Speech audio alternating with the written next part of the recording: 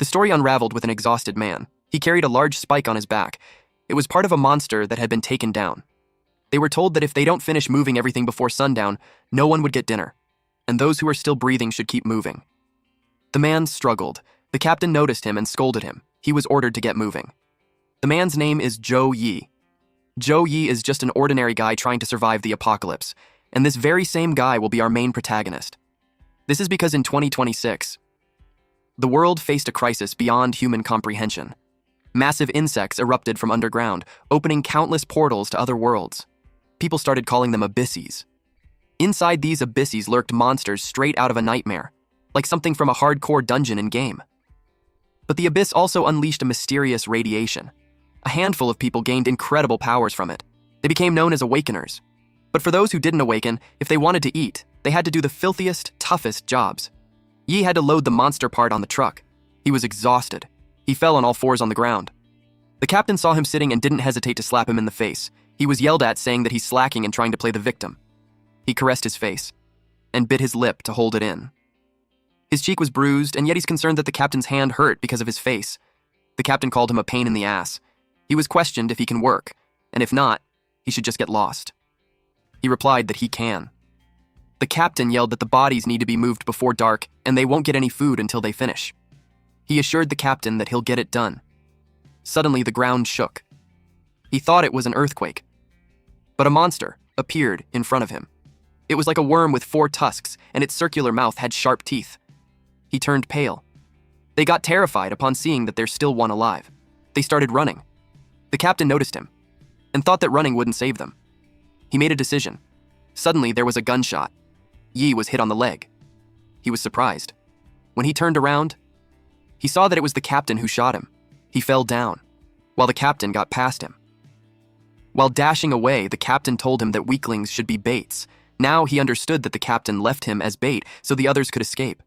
He questioned why, when all he wanted was to survive. And yet it was so damned hard. He realized that someone like him, weak, powerless, was doomed from the start. He cried. When he opened his eyes, he saw an insect crawling on his hand. He thought that only cockroaches had it easy, because they can eat anything, while he struggles every day just to find food. And they are practically unkillable, since even the abyss radiation couldn't wipe them out. He thought that if there's a next life, being a cockroach wouldn't be so bad. He eventually got eaten by the monster. Meanwhile, several screens appeared to show that human transformation was initiated, and the evolution system had been activated. It attempted reconstruction 4 times because of failure, until it reached the 1,599,999th reconstruction and eventually succeed. When Yi opened his eyes, he saw a dirty place. He wondered if he's dead. He raised his hand, and it wasn't a human's hand. He approached the mirror nearby and saw his reflection. He was surprised, like the shock of humans when seeing a cockroach, because, well, he looked like one. He asked if it was him. He couldn't believe that he actually turned into a cockroach. He was surprised to see his extra 2 arms, and what's even stranger for him is that it felt like they have always been there. It felt natural for him. The only thing that feels off is the weird muscle in his back. It moved. It was his wing, and it made him fly, and he panicked and wanted it to stop. He clashed into the wall and fell. He realized that when he slightly tensed the muscles in his back, his wings moved on their own. Suddenly, he felt regret. That if only he knew that wishes before death were powerful, he would have asked for something better. Someone appeared and called him ungrateful. A golden cockroach floats in front of him, offended that he mocked the cockroach god's blessing. The cockroach god stated that in 5,000 years, he's the first human to ever pray for his power. He was going to give him the strongest abilities, but now he saw that he's regretting it. Yi realized that isekai novels are real. He called the cockroach System, but changed it to Father. Then he apologized. The cockroach god didn't say a thing, then it disappeared. The system screen appeared and showed that the system has shut down because the cockroach god dislikes him. He realized that he just pissed off his cheat code. Over the next 10 days, he tried his hardest to summon the system, but no matter what he did, the system wouldn't come back. The other cockroaches saw him and wondered what he's doing. Because of that, he realized that he could understand cockroach language now. On his first night, he was alone. He realized that joking about becoming a cockroach was one thing and actually being one was disgusting. He peeked at the cockroaches nearby who's having their meal. It made him barfed because they were feasting on poop. One cockroach noticed him. It brought him poop and encouraged him to eat while it was fresh. He turned pale and yelled at it to stay away from him. But the cockroach insisted and shoved it in his face. It lets him have it since he prefers to eat a runny one. Instinctively, Yi slapped the cockroach to make it stay away. And the cockroach fell on the ground. It expressed that its feelings were hurt. Yi apologized and explained that it was because its breath smelled like crap. He suggested that it dies somewhere else before they talk again. And on the 5th night, Yi just laid on the ground. He cursed at his genes because now, even poop had started to smell good. He knew he had to find food soon or he might actually sleepwalk into a pile of dung. He rummages through plastics because a sealed one usually stops normal cockroaches from smelling food. But not him. He based it on his human knowledge and expected that there should be something edible in the trash pile. He saw a plastic that was labeled 3 years expired. He rushed to open it. The system notified him of an expired egg yolk pile. It is approximately 385 calories and edible for him. He thinks it was disgusting. But his stomach growled loudly. Eventually, he ate it. He was overjoyed eating it. He finds the smell great, too.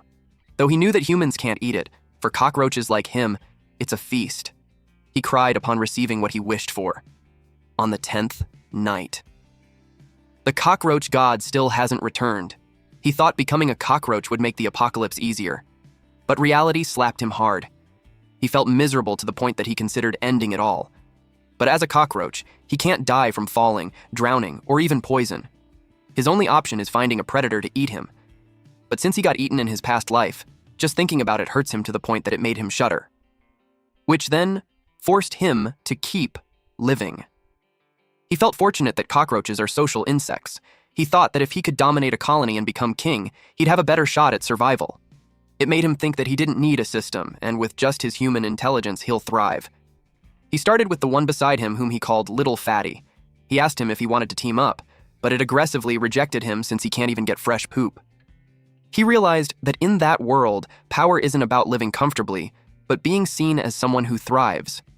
He knew that he needed an opportunity to prove himself.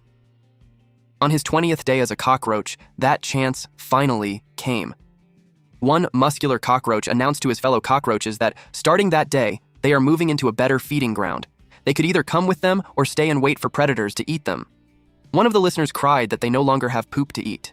In Yi's mind, those cockroaches are worse to lead. Then the cockroach bawled his eyes out while expressing that he's scared to go outside.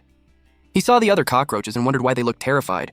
He wondered if it's because they are that lazy. The muscular cockroach asked if there's anyone volunteering to scout ahead. He told them to speak up. But everyone was dead silent. He didn't participate since he doesn't even need their poop to survive. But the system appeared and told him that the cockroach god says that if he accepts the mission, he might be forgiven.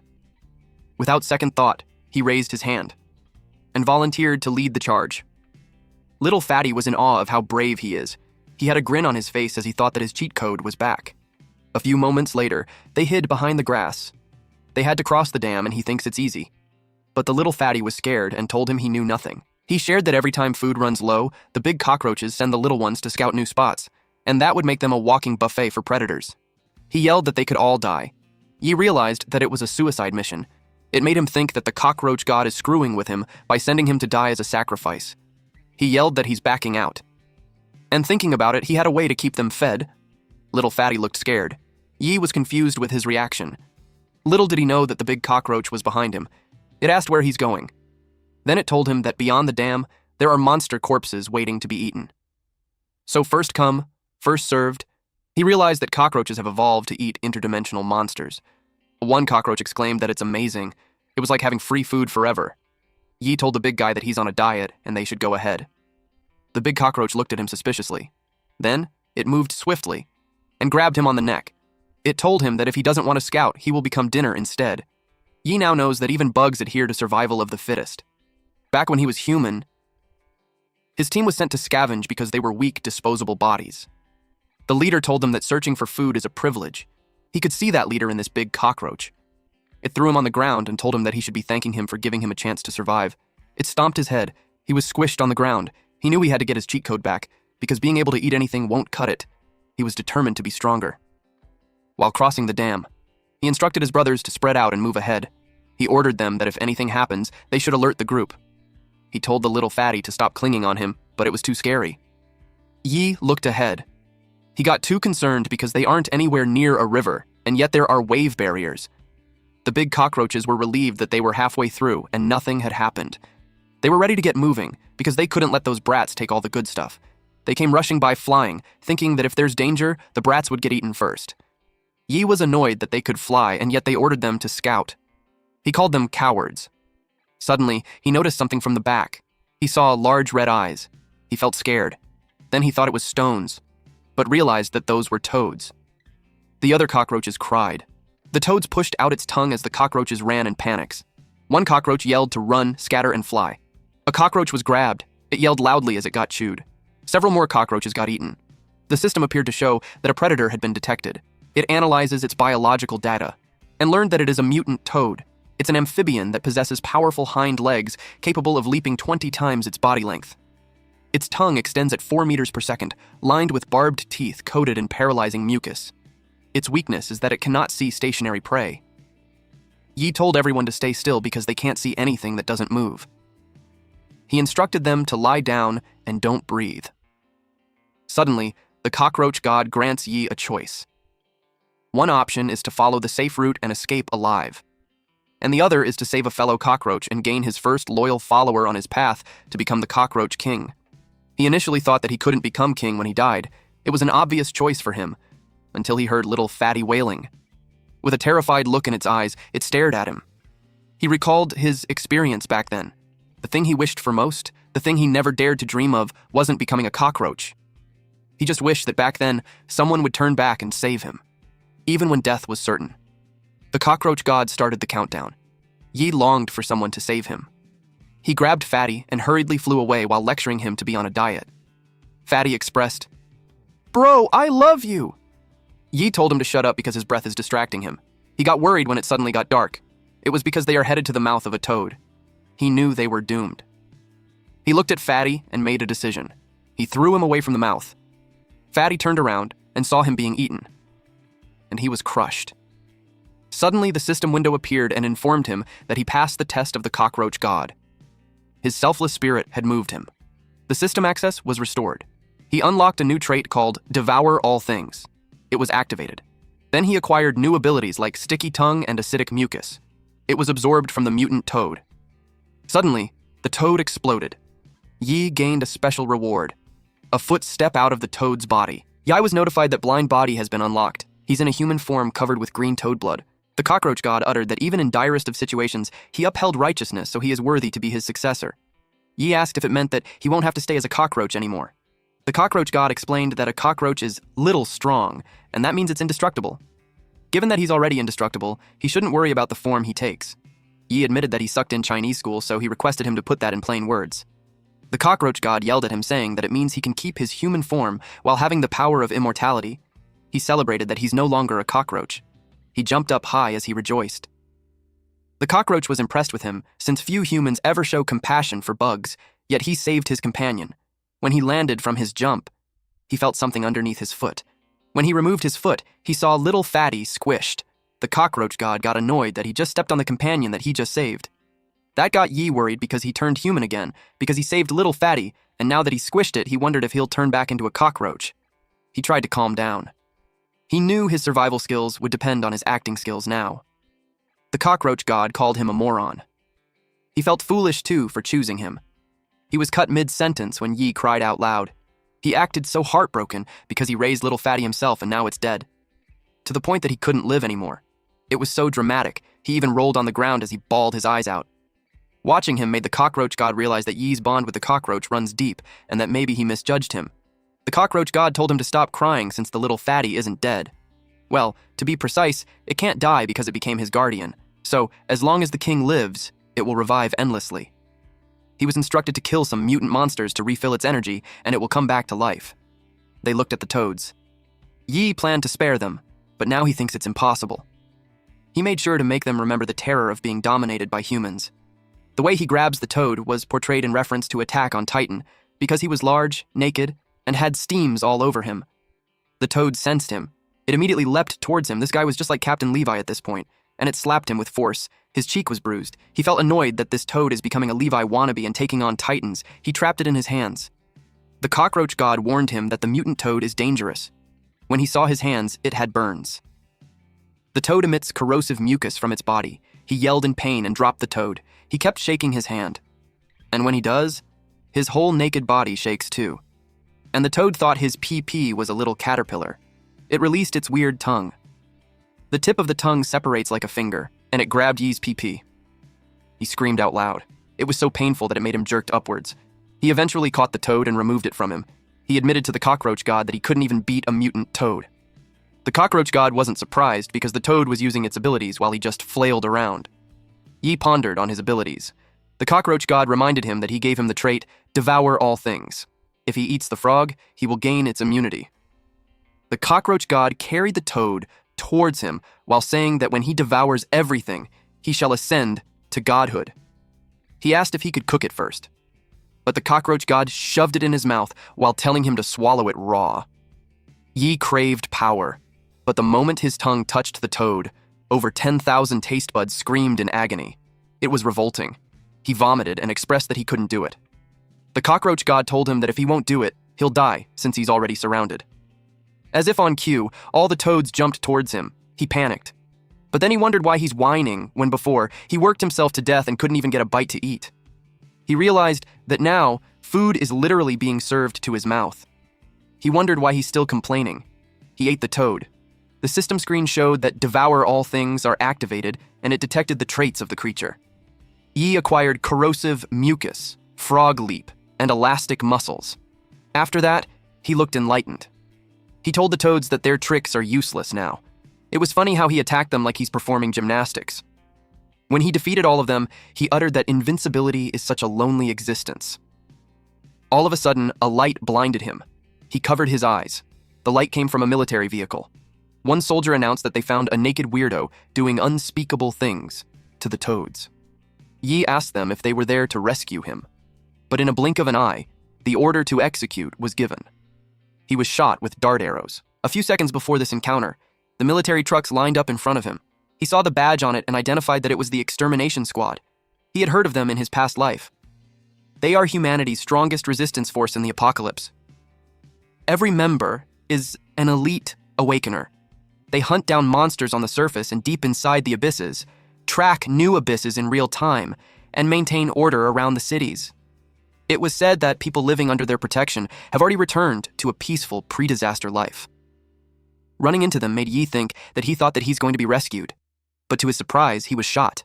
He fell. The soldiers prepared for capture. They approached him, but were surprised that he moved. His body trembled as he tried to stand up. Elastic muscles have been activated, which means he can control every muscle in his body, allowing him to dodge attacks with agility. Because of that, the dart arrows fell from his body. The soldiers deemed him to be dangerous. They assumed combat positions. Yi raised his hand and begged for a chance to explain. The soldier ordered to aim and fire, but someone told them to stop. They turned their heads. A woman sitting on the roof of the military truck told them to capture him alive. It was their captain. Yi is starting to get annoyed and questioned if those guys can't understand human speech. The wheel of a vehicle got moving. Several bikers appeared, and they surrounded Yi. They had roped with them, and they threw it at Yi. It was tied to his neck, arms, and feet. Then the bikers accelerated, dragging him with them. He was suspended in the air as the bikers went in 5 different directions. He yelled out loud when he felt that his body was being ripped apart. His veins appeared on his skin. He activated corrosive mucus. It secretes a highly corrosive mucus across the skin's surface. The captain noticed it. The rope melted, and he was free. While the bikers all fell from their bikes, the captain realized that he's an awakener too. She ordered to catch him. They all chased after him. The green-haired soldier grabbed onto his torso, but he was able to break free. When the soldier saw his hand, it was steaming because of the acid. He finds it interesting. Another soldier attempted to catch Yi. It jumped up high and tried to punch him, but Yi was able to dodge it. He punched the ground instead and debris flew everywhere. Another soldier, this one holding a baseball bat, came in front of Yi. Yi had to slide on his knees and bend his upper back to evade its swinging. He looked for his cheat code. The system activated Frog Leap. He was impressed. When he looked behind him, he was already at a great distance from them. He mocked them for not being able to catch him, but unexpectedly, he tripped and fell. A purple rope was tied to his ankle. The waifu candidate captain, who was just sitting there, did that. She asked him if he really thought he escaped. Our boy was alarmed. He thought he was already safe. She reeled him in. More ropes came out of her finger, and it wrapped around the whole body of Yi. She jumped down, tightened the rope, and stepped on him. She attached it to the motorbike, and she drove away, dragging him behind. Yi yelled, "Spare me!" and they zoomed away. At the Stronghold City. The Vermilion Bird Gate opened when someone announced that Vice Captain Eileen had returned. She told them not to open it too wide because they don't want monsters getting in. She slid inside, and once in, she stopped. They brought Yi to the Extermination Squad prison. Walking beside Yi are two women wearing a lab coat and Eileen in front. He told them that he's harmless, and that since it's apocalypse, being naked shouldn't be a crime. The woman on the right was surprised that he could talk. She uttered that he's different from the last 12. Eileen told them not to let their guard down. She stated that over the past week, 12 unknown refugees showed up. Same story every time. All naked, all grinning like idiots, and completely mute. The tests say they're just normal humans, but she admits that something about them feels not human. The woman on the left suggested just killing them all to save them trouble. The woman on the right replied that if they start executing people just for being mentally impaired or ugly, they would be the same as the monsters outside. She told her to quit complaining, and that the gene test will be out tomorrow. He realized that he got arrested just because he matched the profile of those 12 weirdos. Then he thought about the gene test. He asked the Cockroach God if they could detect them using it. The Cockroach God asked what it was. Yi knows he's screwed. The door opened. Eileen told him that whether he's a pervert or just part of the 12, he should just sit tight and behave. He asked why the lights were out. The woman noticed some vacant chairs. She asked the other woman if she moved the prisoners somewhere, because there's only one left there. The ponytailed woman replied, no. She was surprised to see that the others are gone. The prisoner that was left sat quietly. Eileen sensed something. Then they saw that the head of the prisoner expanded. They were all shocked to see them all floating on the ceiling. Yi asked what it was. The prisoners' heads were like balloons, and it kept them floating. What's more is that they have this creepy expression on their faces. Yi was terrified. Behind him, the tied prisoner roared, and its skull started breaking open. Then something came out of it. Yi and the ponytailed researcher turned around. They saw a monster that looked like a tree with mushrooms on its head, 3 eyes, spiky mouth, and had vines. The vines wrapped around them. Then it targeted Eileen.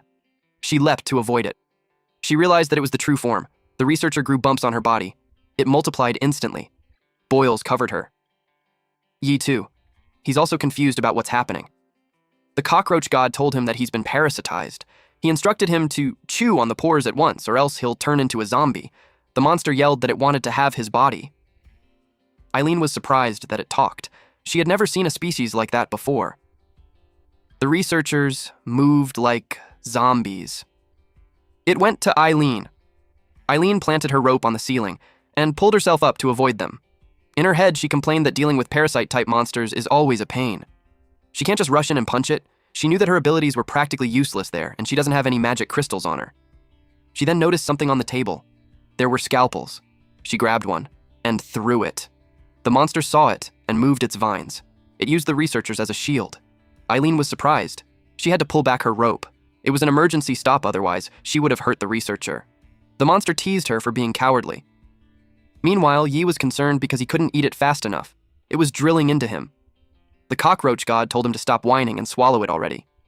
He swallowed. The system notified him of devouring the parasitic spore, which led him to acquire parasite resistance. His resistance increased to 45%. Eileen grabbed the other scalpels and told the monster that it's the coward for hiding behind hostages. She threw the scalpel. The monster told her that her actions are useless. She asked if I was sure about it.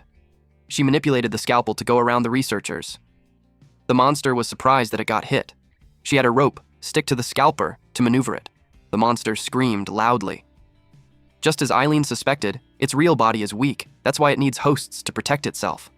Suddenly, the researchers bled on the same parts that the monster was hit. Eileen was surprised. The monster decided to transfer the attack to the hostages and restored its body. It was such a pain in the ass. Then the monster pointed out that she was infected too. She didn't know until then. She saw her arm had transformed, and it won't listen to her. Her own arm choked her. The monster didn't give her a chance to cleanse the spores. The monster was confused when she saw that Eileen was smiling. She binded her arms with her string and looped it into her thigh so her arms wouldn't reach her neck. It was fortunate that it was her who fell into the monster's trap. If it had been any of her teammates, they would be dead by then. Her spider silk can control an enemy's body, and she can use it on herself too. Using the strings, she threw the scalpel. The monster was hit. Then she uttered that it was too bad for the monster because it didn't take much for her to break free. The monster told her that if she keeps struggling like that, she'll bleed out and lose her ability to fight. And the monster threatened her that if she tried to run, it would kill the researchers. It suggested that they escape together. She replied that even if the monster begged, she wouldn't leave. It will only happen after he has taken him down. Meanwhile, Yi kept eating. The monster noticed him because of the crunching sound. The monster realized that it can't control him, so it will just kill him. Yi sees he's in a bad situation because he can't dodge. Suddenly, strings wrapped around him, and in a lightning-fast motion, he was pulled by Eileen. The monster was dumbfounded. Yi screamed out loud. He thanked her for saving his life. He landed below her. His nosebleed and cheeks turned red when he saw her underwear. Eileen was speechless. She realized that he's not one of them and he was just a shameless pervert. He replied that he kept telling her that. She told him that since the monster can't take over his body, they have two options. Either they both die there, or she holds the monster back while he seeks for help. Our MC was speechless. He didn't like it, so he chose option C. Eileen asked what the hell is it. He replied that they would team up and blow that ugly mushroom to bits. She couldn't believe how eager he was to throw away his life.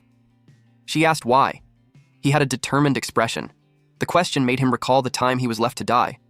And he answered that he hates people who abandon their teammates and run when faced with monsters. He stated that cowards like that are worse than the monsters themselves. She commented that he's a brave young hero. But deep inside, she thinks he's an idiot or something. But in reality, Yi was already prepared, because the system told him that the monster's real body is weak, and if he's already immune to parasitism, he can take it down easily. He was thinking that if he wins, he'll earn a safe place under the extermination squad's protection. The mushroom complained that humans, even in battle, still think of impressing the opposite sex. The monster thinks that it's pathetic. It released several vines on their way.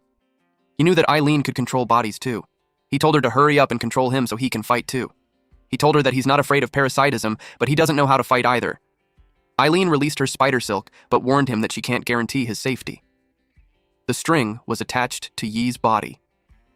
She moved her fingers and told him to go for it. He charges ahead. The monster knew he couldn't dodge his tentacles, so he questioned how he's going to break through his combat puppet. Yi was met by the researcher controlled by the monster. Eileen moved her fingers so Yi could grab the researcher and shove her down. Then the ponytailed researcher attacked next. Eileen moved the strings and moved Yi like a puppet so he could slide down between the legs. Then he leapt. The monster noticed that he's moving faster now. It started to think that the woman was controlling him. Eileen commented that the monster had brains, after all. Yi was ready to punch the monster. He screamed out loud, "Die!" The monster's vines moved. It created a barrier to protect itself. It was confident that Yi was too weak to break through its defenses, but as Yi approaches, a trait gets activated. The trait is elastic muscles together with corrosive mucus. His punch landed. The monster coughed green blood. Eileen was surprised to find out that Yi had been hiding extra abilities. A part of the monster melted. Its torso was left with a big hole. It couldn't believe how strong Yi is. Yi smiled. The monster refused to die there, so it planned to transfer the damage. But to its surprise, its wounds weren't healing. Then it saw Eileen crouched beside the two researchers, and she already extracted the parasitic spores from them. She crushed it on her hands, and she annoyed the monster by saying that she couldn't wait to see how it would look all sliced up. The monster glared at her. This ugly fuck got triggered even more. Suddenly, the human balloon floating in the air started acting up. They then popped and excreted liquid. Eileen and Yi were surprised, and they saw the blood gathered towards the monster. The hole in the monster's torso started closing. Both Eileen and Yi got cautious. Then the monster turned gooey. Its body was transforming. It was now like a giant red slime with sharp eyes. When it finished the transformation, it looked like a muscular red bipedal monster with 4 eyes, sharp teeth, and long tongue. It was far from looking like a tree. Red venom would be somewhat near. Both Eileen and Yi got cautious. The monster told them that they are the first human to ever see that form. It hoped that they wouldn't disappoint. In a blink of an eye, its fist is already at Eileen's face. It was that fast. When its fist landed, she got blasted backwards, and she collided with the wall. Yi was surprised. They didn't expect it to be that strong. She could tell that it's on a completely different level than before. She saw it reaching for her. It grabbed her head and shoved her on the ground. As she was dragged, it left a trail on the ground. Then the monster threw her. She's coughing blood already. She stayed in a fetal position on the ground while the monster looked at her. It It felt like an attack landed on its body. It turned around and saw Yi. It knew that the attack came from him. Yi knew they're in a bad situation. The monster closed the gap towards him, and without holding back, it punched him. He crashed on the ground, alongside the researcher. Our boy was already out cold. The system warned him that all bones were broken and internal organs were severely damaged. Since fatal injury has been detected by the system, the immortality trait has been activated. Full body regeneration was in progress. And just a few more twitching, it was done. Our MC woke up again and immediately whined that he really nearly died. He also noticed that the cockroach god was beside him and told him that if he takes another hit like that, he can't guarantee that he can save him. With that, Yi immediately played dead. He silently cheered for Eileen and hoped that she would win. The monster was occupied with Yi. It called him weak. But it turned around when it heard something snapped, and Eileen was about to kick it. But it caught her leg. She had no idea how that happened. Her leg was pulled. Clutching her leg, the monster hurled her side to side, pounding her against the ground with brutal force, first on one side, then the other, as if she were nothing more than a rag doll. Then the monster threw her. She collided with the ceiling and vomited blood. The monster grabbed the chair that he was tied up in earlier. At this point, Eileen was already falling from the ceiling. He lifted it while complaining that it was so uncomfortable. Using the chair, he hit her like a baseball, and she hit the wall again. More blood came out of her body. She was in pain as both of legs were broken. She didn't give up, though, since her arms still work. Yi witnessed that. He couldn't believe that even Eileen, the vice captain of the extermination squad, couldn't beat that thing. He wondered if there's anyone who could save them. Someone called him. It was the researcher, and she told him to tell the vice captain to unleash her full power. She opened her palms and revealed a red gem. Yi saw it, and he reached for it. But there's a problem. He has no idea how he'll deliver the stone to her. The cockroach god suggested that if he pushed the elastic muscles straight to the limit and charged forward, he might find an opening. And based on his calculations, the success rate is 10%. Yi replied that it's basically a death sentence. The cockroach god pointed out that it's either a 10% chance of survival or a 100% chance of dying. Yi grits his teeth as he contemplates. He could only curse as his body started moving. He activated the elastic muscle trait, screamed out loud, and started charging forward. The monster noticed him. The cockroach god noticed that the monster's reaction was even faster than expected, so with that, his success rate dropped to 5%. Yi knew he couldn't turn back now. He could just go all out. He leapt so high to go above the monster. The cockroach god told him that there's only 1% left. Yi was determined to reach Eileen, but the monster grabbed his foot. It asked him what he's doing. Yi got pulled. The cockroach god uttered that it's now 0%. Yi was smashed on the floor. The impact was so powerful that he created a dent on the ground. The monster was about to step on him. But Yi has a determined expression and believes that he hasn't reached 0% yet. He knew that the position was his last chance. He threw the stone while yelling at Eileen to catch it. Then the monster stomped on him and called him weak. But it got surprised and realized that there was a problem. Its foot didn't reach Yi's head because Yi had been protected by spider silk. The monster turned to Eileen, and this badass waifu number 1 acknowledges that Yi risked his life just to get the crystal to her. She was seriously touched. Her legs were patched up using the spider silk. This is her using a lot more of her ability now. She released more of it through her fingers. Then she wrapped the monster with it and pulled the strings.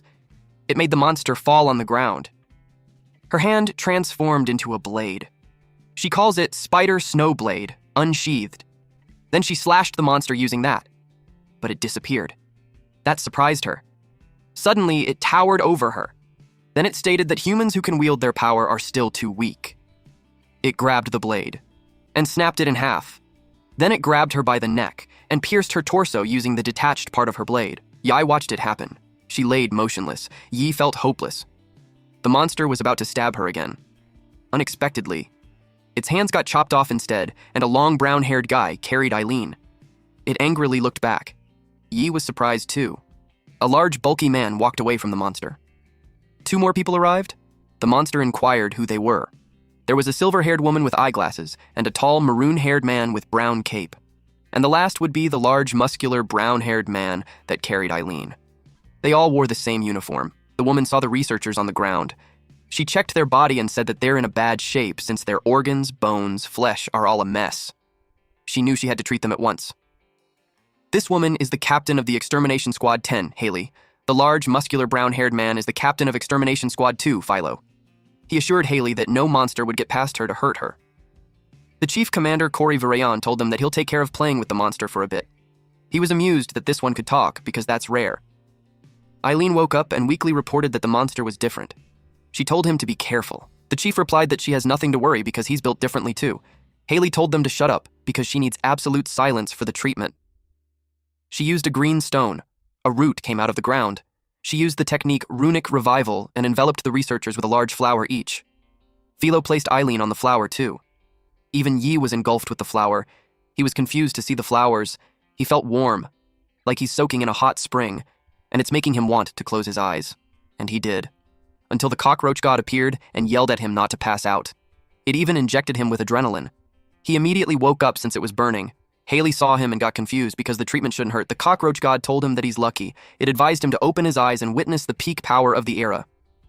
Cory Virayon introduced himself to the monster, and since it can understand human speech, he invited it for a talk. The monster replied that they don't talk to food. It made Cory confused. Suddenly, Cory noticed blood spilling from the cracks on the roof. This really got his attention now. It kept dripping, and it eventually formed a shape. It was the captives that the monster devoured. That became its army, and it claimed that all of them will die there. The other monsters charged ahead, and they were heading towards Haley. Yai was stressed to see there are monsters everywhere, from above, left, right, below. But then, Philo assumed a combat stance. When he punched the air, it released sharp waves, and it immediately disperses the other monsters.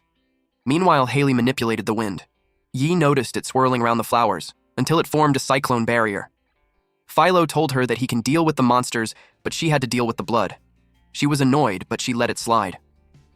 Yi's jaw dropped as he witnessed the power of a captain-level awakener. The monster was pleased with himself for managing to stall 2 captains. Now the first one he plans to eliminate is Cory. Some monsters were liquefied. The main monster screamed out loud as it absorbed the others. Then its body transformed. Beside its head, it created 2 more heads and arms, one on each side. It's now a gigantic, ugly monster. Yi exclaimed that it's so unfair for doing a 3-stage transformation. Cory expressed that he envies guys like the monster since they can grow bigger whenever they want, while Ha had to go through a whole process just to do it. The monster threw a punch, but Cory moved swiftly, so it didn't land on him. He then teased the monster that it almost got him. The monster got angrier. It tried to punch him again, but he jumped to evade it. Then he crouched so low to evade the next attack. The monster kept attacking, but he's agile enough to evade it all. The monster got annoyed with him, dodging like some annoying bug. When Cory jumped, he saw the monster became flexible, and one of its vines wrapped around his torso. The monster told him that he's done for. But our boy pulled out his sword and slashed the monster consecutively. Then he landed on his foot, while the monster was chopped into pieces. What a Chad. The monster had no idea what just happened. It trembled in fear as Cory approached it, and in a single fucking flick of his finger, the monster's body disintegrated. Cory watched it intensely. Only the small mushroom-type body of the monster was left, and in a single swift move of his arm, Cory trapped it in a bottle. He was so happy to have it. It was like he just caught a new Pokemon or something. He got excited catching his first talking monster in a H story. He asked if he has the privilege of naming it. Haley yelled at him to quit messing around, and that he should start thinking about how to explain the destruction of the brand new research facility to the council. Both her and Philo uttered in unison, "Stupid boss." Yi couldn't fathom how strong he was. The cockroach god asked him if he saw that gap. Then he told him that he can pass out now. Time had passed. In one of the rooms, the inside looked like a cozy home. Yi slowly opened his eyes and asked where he was. He was surprised to find himself in a bathtub. He saw something. The curtain reveals a silhouette of a woman in the shower. He turned red. He was confused on what's going on. Eileen peeked from the other side and saw that he's awake. She really looks like a different person just because of her hair. She told him that his gene results aren't back yet, so technically, he should have been locked up for another night. But since the prison was destroyed, she had to bring him home under her supervision. Yi tries to cover his body. He asked if they really had to go that far, being naked and soaking wet together. She didn't care if he saw her body, and she lectured him to stop being shy. Then she explained that hot water is only available during that time, so there's nothing they could do. She introduced herself properly and thanked him for what he had done earlier. She asked his name. Our boy was flustered, so he couldn't easily answer, but eventually he manages to say his name. She told him to scoot over, and she dipped inside the tub. Yi looked really uncomfortable. Then she told him to turn around and lie down so she could check his wounds. He became redder when he felt her hand on his back. He couldn't understand why she had no concept of personal space. If that keeps up, Yi feels like he's going to... His thoughts were interrupted when she exclaimed that it was impressive.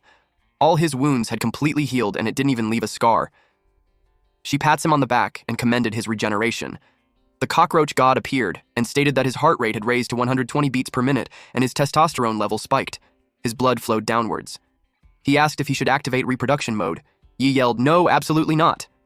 She showed him her scar on her chest while she commented that the monster was brutal. She openly showed it to him and his jaw dropped. The cockroach god did a countdown of the reproduction mode activation. Before it could reach the count to 1, Yi immediately stood up and left. Eileen was left confused. Little did she know, she nearly saw what a cockroach guy in reproduction mode was like. Yi was now out of the bathroom and breathing heavily. He knew that if he stayed a second longer, he would have died of embarrassment. He blamed the system. He was then distracted when the news was on, and it talked about the recent spatial fluctuations detected near Minghai City. A small human outpost 50 kilometers away that was run by non-government forces has been attacked. It was where Yi used to live. He wondered if everyone died. The news anchor reported that by the time the extermination squad arrived in response to the distress signal, the entire outpost had already been abandoned. He realized that if he hadn't left, he'd probably be dead too. The public was warned that Abyss is portals to otherworldly realms, and if they detected one, they should report to authorities immediately. The cockroach god told him to quit overthinking it. Then he told him he has good news. The squashed buddy, Little Fatty, was back to life. It was displayed as an Imperial Guard. Yi was intrigued with it. Cockroach God explained that from then on, Little Fatty is immortal, and no matter how many times it is crushed, as long as Yi is alive, it will always come back. Yi started to think it was overpowered, but he questioned how a cockroach that never dies is supposed to be a guard. The cockroach god told him that Little Fatty could also level up. At the moment, it can share its vision with him. He tapped the summon on the screen. The screen became pixelated. Little Fatty's hand started moving, and eventually, he made it out. He happily greeted Yi, saying that he missed him so much. Yi had a smile on his face. The Little Fatty became sad when he saw that he became ugly, since he now looked like a human. Yi was speechless. The cockroach god encouraged him to command it to fly around. Then he should also close his eyes and he'll sync with its vision. He saw Little Fatty make his way through the door and slipped into the cracks. He flew above the tub. Yi panicked and yelled at him to get out of there. Little Fatty reasoned that he could sense Yi had the urge to peek in there. Eileen sensed it. She let out a spider silk and wrapped Little Fatty with it. It made him melt, and he was gone. It made Yi bleed on his eyes, nose, and mouth. Then a fountain of blood bursted from his nose. The cockroach god forgot to say earlier that when he shared senses with Little Fatty, if it died, he'd suffer a backlash. The next day, the test report came out. Eileen told Yi that everything was normal. He looked at the report. Then she told him that he's free to go. Yi had this sullen look on his eyes. He placed the report down. Then, in a serious tone, he expressed that he wants to join the extermination squad. She was confused when she heard that because their mortality rate is ridiculously high. He asked her if she thinks the survival rate for normal people is any better. He reasoned that he's an awakener too, and he wants to fight alongside them. He had clean records, so he thinks there shouldn't be a problem. He asked again if he could join or not. She stared at him. Then she informed him that the extermination squad's quadrennial selection tournament is in 7 days. She admits that his skills aren't bad, but there's a rumor that the competition that year was the toughest one in history. Our boy looked determined and requested that she let him handle it. He baited her by saying that she doesn't look like the type to ignore a life-saving debt. She told him to stand up. She admitted his shameless persistence, so she gave him a shot at special training. Little did they know that Corey watches them from the shadows. He was with a doctor, and the doctor asked why he requested him to forge Yi's medical report. The gene test showed that Yi wasn't human. Corey smiled and simply replied to keep it a secret for a bit longer. Inside the training base, there's an entrance to go to the Abyss. We then see our boy being shocked about something. He just learned that the special training that Eileen told him is throwing him into the Abyss. He wished it was a joke. The Abyss is crawling with monsters, and the ones inside are way stronger than the ones outside. They say that even an entire army wouldn't stand a chance. He questioned how jumping into an abyss is considered training, and his teammates are just 4 teenagers. There was Justin, Lu Yao, Su Kai, and Song Tao. Eileen informed them that each of the abyss connects to another world. Depending on how much that world has eroded into their world, the abyss is ranked from E class to S class in danger. The higher the rank, the stronger the monsters are and the bigger the area. She told them that the gate leads to an abyss already scouted by the extermination squad. She pressed a button. Then she stated that the extermination squad's John is to enter the abyss, clear out the monsters, and delay the otherworld's invasion into their world. She described the abyss as the tunnels left behind by the giant worms during the Great Cataclysm. She pressed another button, and the entrance started glowing. Then she informed them that the portal had been opened. Among the group, Justin had the experience in the abyss, so she assigned him as the leader. He accepted. They entered the door and arrived at the silent dark jungle, which was classified as E-class. It was a luscious jungle, but also eerie. It was Yi's first time. A monkey with a snake tail spotted them. Yi couldn't believe it. And the spiders are large, and the trees are massive and tall. He kept checking the surroundings. He questioned if he's still on Earth. He commented that stepping through the gate feels like entering another world. His teammates were speechless on how excited he is. Eventually, they started moving. Justin turned and threw his backpack to Yi. He warned him not to touch a single monster in the abyss and that he should just stay behind them and carry their bags. Yi was confused. Justin thinks that the guy spent a night with the vice captain. Deep inside, he's furious that Yi made a move on his goddess. Yi was silent. Justin even got annoyed seeing him react like that. He asked if he didn't want to. But actually, Yi was happy because not touching anything would mean he's safe. He enthusiastically carried their bags.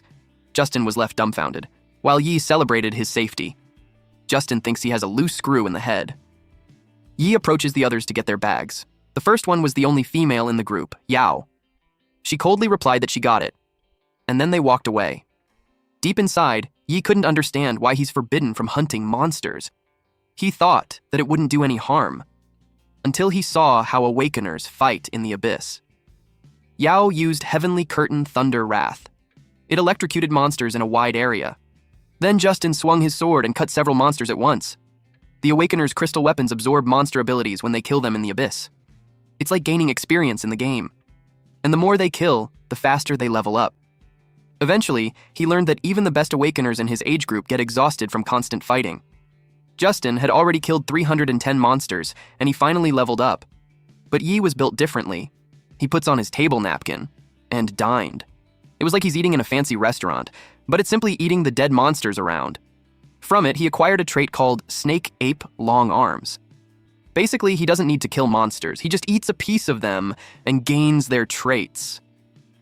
He kept eating, and more traits had been acquired and boosted like toxic resistance, jungle adaptation, and sunlight affinity. His belly was full. He burped out loud as he lay on the ground with his belly bulging out. He made up his mind that if he joins the extermination squad, he's going straight to logistics. He felt so good watching the others fight while he grew stronger just by eating. The Cockroach god appeared and suggested that he should praise him. He raised his arms and waved. The exhausted Awakeners saw him. They were annoyed that they are fighting for their lives, and he's just having a buffet in the back, still in the silent, dark jungle. A monster ran. It was a jungle heavy-horned beast. It was charging at another monster, the king of snake-tailed monkeys. In just a bump from it, the king of snake-tailed monkeys was thrown in the air and bled. Yi watched secretly. He recognized that it was the Abyss's final boss. From just watching it take down the near-night level king of snake-tailed monkeys like it's nothing, Yi felt overwhelmed. He recognized the rank difference and the gap in power. Justin told them that they got it, as long as everyone sticks to his plan. Despite being a rookie team, he's determined to take it down. Yi remembered what Eileen said. If he gets hurt, crippled, or worse because he ignored the rules and charged in recklessly, health insurance won't cover that. He told them that Eileen warned them not to fight the boss. With that, he's out.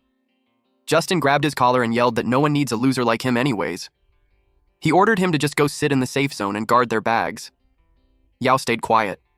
Justin pointed at the map and told him to stay put in there. He carried their bags, walked away, and wished them good luck. Kai and Tao were pleased. Yao knew that the spot that the captain sent Yi to was the ambush point for the final battle. Justin replied that it was intentional. He added that he already stuffed explosives into the 4 backpacks that Yi is carrying, and once the boss locks onto him, he'll set off the explosives. Then they would swoop in and clean up what's left. He didn't have any remorse when he stated that all it takes is one useless teammate. Yao expressed that it's messed up. But as soon as she said this, something happened. The captain didn't hesitate to point his sword at her. This edgy guy told her to cut the pity act, and he's only going to let it slide once. Back to our MC, Yi arrived at the so-called safe zone. To his surprise, the ground shook. He wondered if the fight was that intense for him to hear it all the way there. He sensed something. He turned pale. Something moved so fast, several monkeys ran past him. He was confused that it did. Then a tree snapped in half. He turned around and saw the boss monster running. Its sharp horn pierced Yi. He coughed tons of blood as the boss monster ran over several trees, until it hit the mountain. Yi questioned why it was there. At this point, his body was already pierced with its horn. The cockroach god detected fatal injury. He expelled foreign objects and began repairs. Yi asked where everyone was. He asked if the whole team was wiped out. A flamed arrow was shot. It landed near the bag. It lit up dynamite. Yi thought it was a rocket. Then it made him think about what's really in the bag. When he realized it was explosives, it was too late since it already exploded. He blacked out, but his consciousness was there, realizing that he was ditched again and used as a bait. The explosion was huge. The other four watched it from a cliff. Justine laughed out loud. He commented that Yi's face was priceless. He told them that once the explosions are done, they will go down and finish the boss. He was happy to kill 2 birds with 1 stone. Yao saw something, she informed the captain. Justin turned pale. The explosions ended. The smoke slowly vanishes, and it revealed Yi in one piece. His eyes glowed in yellow. Justin couldn't believe it. Yi was still alive. He finally took the horn out from his torso, and his skin was restored. He was furious. He lifted the large monster just by holding on its horns. Justin was taken aback. Our boy then threw the monster at them while yelling that he's not easy to kill. When it collided with the cliff, it created a massive explosion. Justin braced himself for the impact. One person called the captain. It was Tao. Half of his body got squeezed and he sought help. They were surprised to see him. Justin deemed that he's done for. He advises the others that if they don't want to die, they should focus on taking down the boss first. He pointed his sword at Tao. Tao begged him not to do it, but he used his trait of flesh bursting arrows. Tao's cheeks expanded, and he exploded beneath the monster, and that caused the monster to roar loudly. The monster lifted itself up. Justin instructed the other 2 to attack. Kai covered his hand with flames, and he released a whirlwind of flames towards it. Yao released electricity and electrocuted the boss monster. It chirped loudly. Justin saw that it was almost down. He grinned as he thought that it isn't nearly as strong as the legends made it out to be. He thinks it made sense, because if that idiot could toss it around like a rag doll, he doubted its strength. He charges forward with his large sword. The monster withstood the flame and the lightning attack. It stood with 2 feet. Justin was taken aback. The flame and lightning combine with the horn. Yao turned pale when she realized that it just absorbed their energy. She told them to stop using elemental attacks, because the more they hit it, the stronger it gets. Justin realized that they couldn't win because it was too strong. He noticed Kai. His brows furrowed. Then he smacked Kai from behind. Kai was surprised. He collapsed. Yao couldn't believe Justin, but Justin targeted her next. And she collapsed too. Justin told them that they are just getting in the way, so they might as well be useful before they die, that they should be grateful instead. Then he ran away. The boss monster approached the collapsed people. It raised its foot and squashed Kai to death. It was about to do the same to Yao, but something moved so fast. It was none other than Yi. He ran so fast and grabbed Yao. She asked him why he only saved her. He stared at her. Then he replied that back then, she's the only one who didn't bully her and didn't let him carry her backpack. Yi had this thought that because he was weak in his past life, people treated him like cannon fodder without a second thought. And now, as a cockroach, he was weak again, forced to lead the way and die for the bigger roaches. He also didn't provoke anyone, and yet he was still betrayed. He learned that in that world, only the strong have the right to control their own fate. So he was determined to get stronger. Someone called him and asked for help. It was Justin. The monster had trapped this fucker beneath its foot. Yi reminded him of his words, that not a single monster should get touched by him. Then he grinned at him. Justin got furious, and just like that, he was squashed. Yi turned his attention to Yao. He used a sleep-inducing pollen. The pollen of the tranquil bloom causes unconsciousness when inhaled in large amounts. He knew it best to keep his monster abilities for now. So the only ones left are him and the boss monster. He faced it. Our boy was just aura framing at this moment, and announced that he's going to use it as his stepping stone to power. The monster got ready to charge. Yi extended its tongue until it grabbed on a branch. His snap tongue trait got activated, and because of it, he was able to help himself up so he could evade the running monster. He had absorbed so many traits until that point, and he knew it was time for it to be put to use. He activated the mantis scythe. The forelimbs of a rainforest mantis is capable of slicing through prey with ease. A few rocks had cracked, but when he tried to slice through the monster, it was so tough. Even after enhancing his scythe, cutting the boss isn't going to be easy, but even if its outer shell evolved into armor.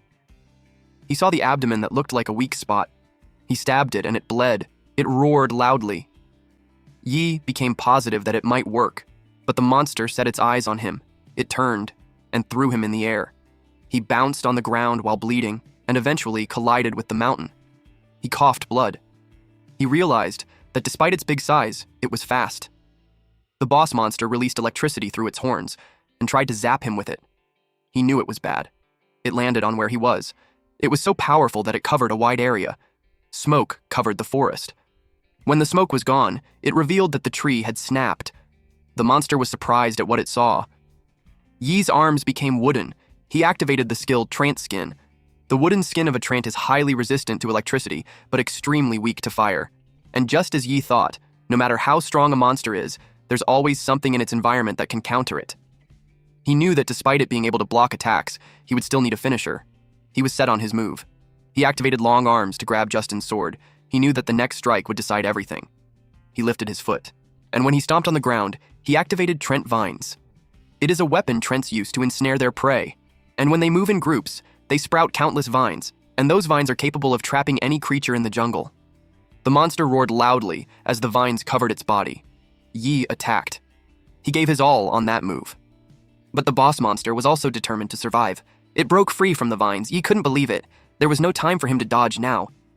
He activated his elastic muscles and strengthened his muscles. The sword clashed with the monster's horn, and it broke. Yi had to step back. When he saw the condition of the sword, he threw it away. He watched the monster and saw it running towards him. Yi was confident that the fight would end as he had acquired the trait that would take it down. He devoured a stone. It was the beast's sharp horn. He activated it and his whole body transformed. He was covered in armor and had a large, spiky blade on both of his arms. He moved quickly. The monster met him head-on. A blinding light appeared as soon as they clashed.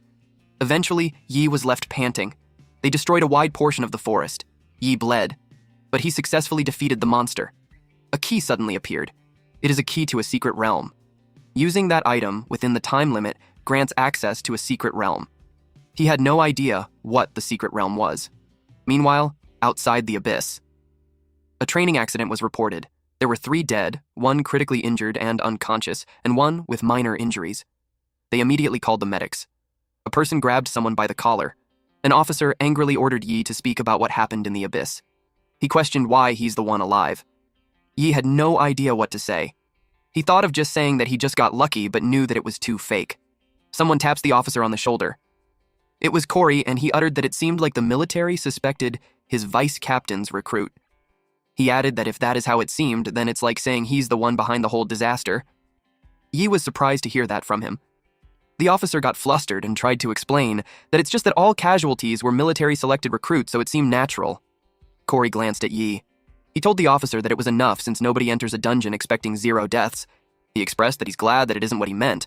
Then he dismissed Yi. Yi didn't say a word. Later on, he went to the rooftop and relaxed there.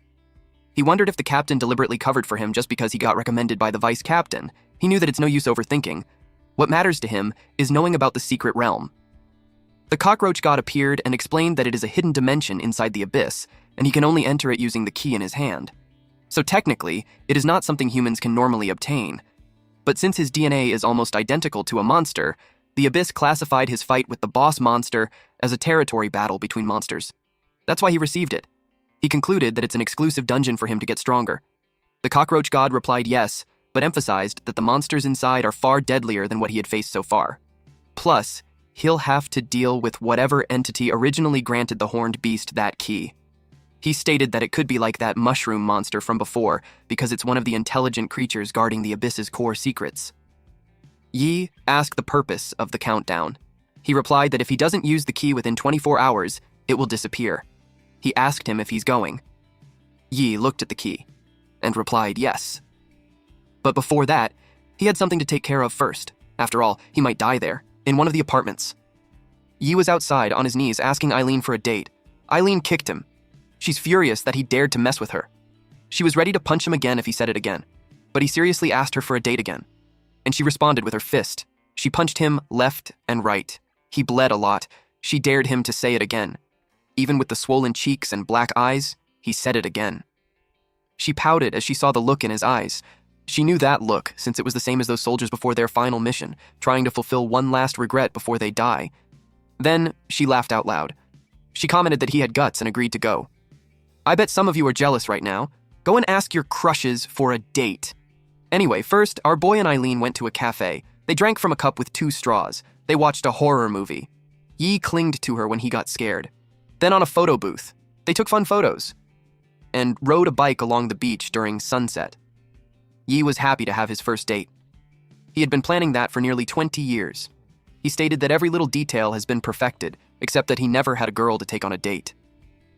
But now, he can die with no regrets. She watched him. Eventually, she stopped pedaling and called him. Eileen told him that she had seen so many faces of soldiers before they died, and no matter how many final wishes they fulfill, nothing beats staying alive. She admits that she might not know what happened to him in the abyss, or what's going on in his head, but she told him that instead of planning how to die without regrets, he should live so that in that way, he might actually get the life he wants. Yi was taken aback with her words. He was silent, and after a few moments, he replied by saying thank you. She hoped that next time, he will have the courage to ask her out again. At nighttime, the cockroach god was not pleased that the only thing he wanted was a date. Yi took out the key, and it cracked. A portal started to form. It opened. As he entered it, he knew the cockroach wouldn't understand. But it was his own way of closing a chapter on his past life, and with that, he's fully gone. The portal closed. He arrived in the secret realm, Darkwood Forest. Our boy can't believe it. In front of him is a giant snake-tailed monkey with a Guardian-class danger level. This was the same species earlier from the training ground, except its danger level was definitely higher. The old him would have run. But now, it's different. Yi activated his heavy-horned beast sharp horn. Then he charges forward. He looked like a bug compared to the humongous monster. In swift motions, he slashed its arm and made it bled. He went for its nape, but another one appeared behind and caught his leg. He was thrown and clashed with a tree. He groaned in pain. Several monsters of the same kind charged towards him. One monster caught him with both of its hands and ripped him in half. His upper body got separated from his lower body. Then he fell on a branch of a tree. Yi breathes heavily. He activated a sleep-inducing pollen, and the smoke covered the branch where he landed. Then he started growing his body parts. The undying skill got activated. He noticed that the monkeys were only slightly weaker than the jungle heavy-horned beast, but there were too many of them. Without the undying trait, the last hit would have killed him. He realized that he can't beat them in a head-on fight. Then he realized that the Secret Realm's environment is similar to the Abyss, and it would mean that there should also be predators that counter those monkeys. He thought of how the monkey was taken down before. The pollen dispersed and the monkeys saw him on the branch. He planned to lure the monkeys into their predator's territory. He activated a frog leap. He jumped on the next branch while thinking that he still has a chance. The monkeys roared loudly and chased after him. He moved quickly until a monkey had grabbed his foot, but he targeted it, using corrosive mucus to escape its grip. Yi noticed something. He found what he was looking for. It was those spiders. It was called Giant Hunter Spider and its Guardian class.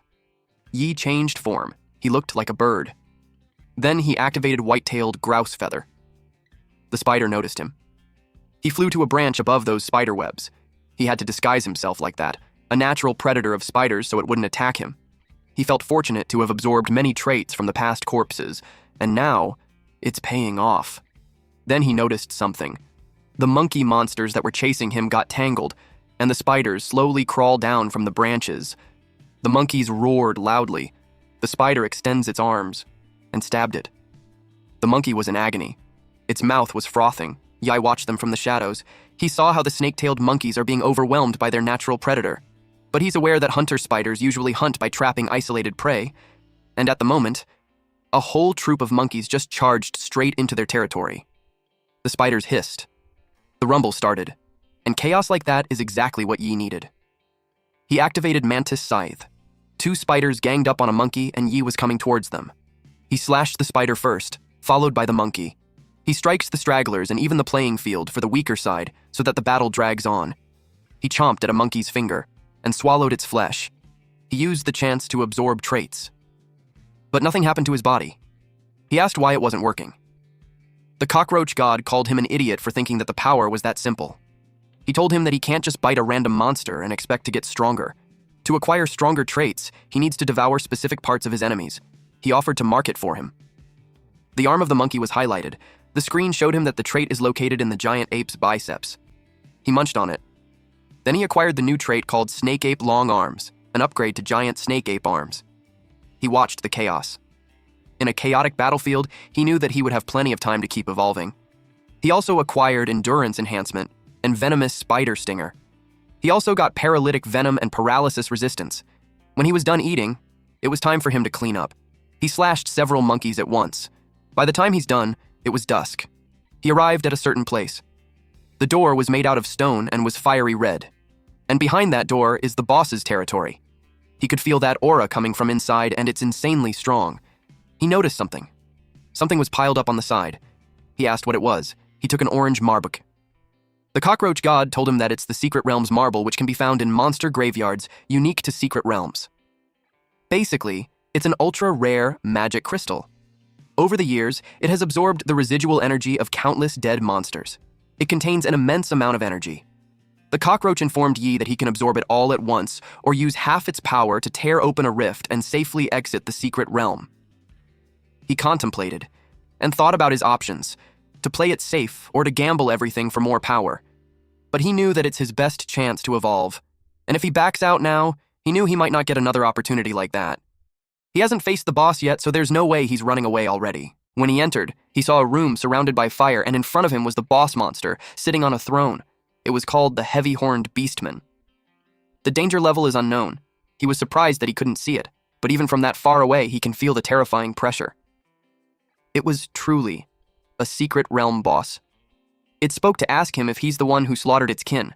Yi was surprised that it can talk. He realized that the kin it's referring to is the heavy-horned beast from the abyss.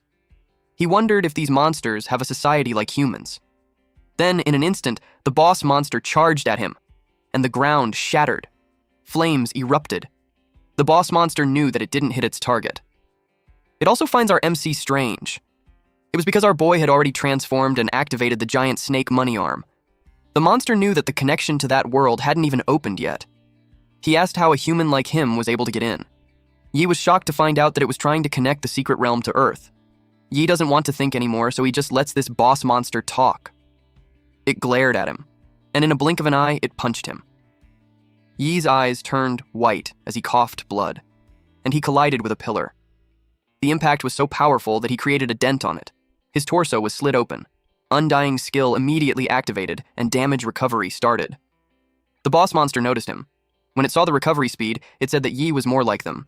It found it interesting. It decided to cut him open and study him.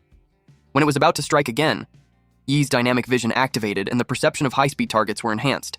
He saw the stake approaching. Yi watches it. Though the strength of this boss monster is terrifying, he could tell that its attacks are really simple. He evaded the attack and run to punch it. He knew that fighting up close would give him the edge. He activated corrosive slime. He wanted to get the boss monster's trait. But before he could reach it, it already smacked him away. The boss monster admits that the spear was a pain to use, and it prefers punching instead. Yi was on the ground and it punched him non-stop. Dust covered the area. It eventually stopped and the dust was cleared.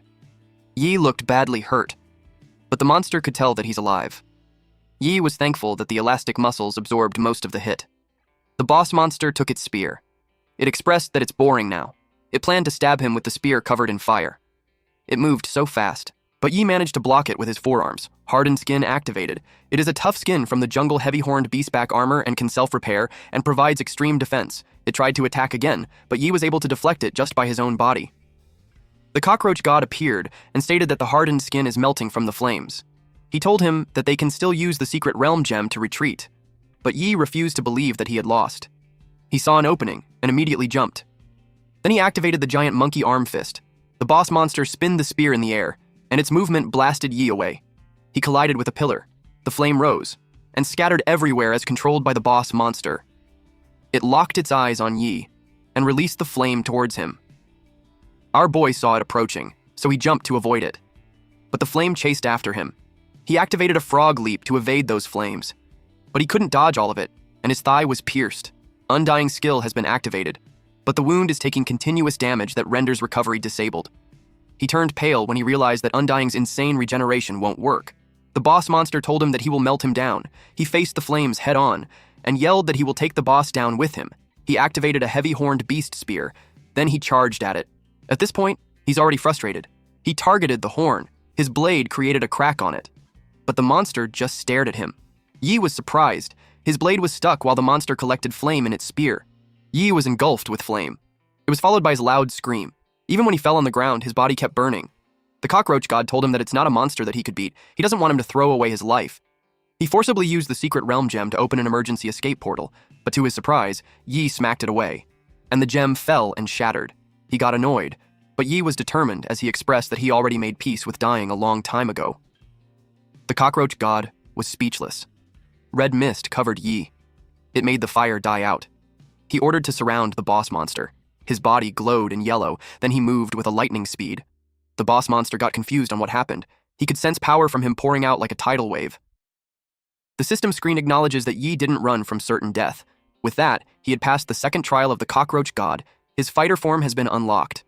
He exudes powerful wind from his body when he transforms. He checked his hand. His whole body showed muscles with hard amber-type stones on some parts like his chest, genitals, shin. He could feel a new power surging through his body. He asked what exactly that fighter form is. The cockroach god replied that it is a state that allows his traits to evolve freely. He wasn't done talking when Yi got distracted because flames are on its way to him. The boss monster used his trait called Lava Burst Stream, and lava erupted. The area was filled with steam. Fortunately, Yi was unharmed. The cockroach god continued to explain that the armor in fighter form fuses cockroach carapace, elastic mutant toad skin, and the hardened hide of the jungle heavy-horned beast. And as he gains new traits later, it can keep upgrading. Yi was amazed that even the concentrated lava burst stream barely scratched the outermost layer. He was impressed with the biological composite armor. The boss monster was confident that he wouldn't survive that barrage. But Yi's hand appeared. That surprised the boss monster, and it hit him before he knew it. Yi had used a giant snake monkey arm combined with elastic muscles, so basically it became a long-range snake monkey arm fist. The cockroach god had informed him that in fighter form, he can activate multiple traits at once and chain them into combo skills. There's also no cooldown between trait switches. Yi realized that combining traits lets him hit them with attacks he'd never expect, and in fighter form, his strength, stamina, and agility increased tenfold. He felt incredible. The boss monster was speechless because there's not even a scratch on him. He couldn't believe it, so he attacked again. Yi watched him carefully, and he combined dynamic vision and elastic muscles plus mantis scythe blade. With that, he easily deflected the boss monster's spear. After doing that, he stretched his legs and kicked the boss monster.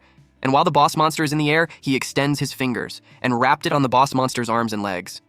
Then he pulled down, making the boss monster crush on the ground with a powerful impact. The boss monster couldn't believe it.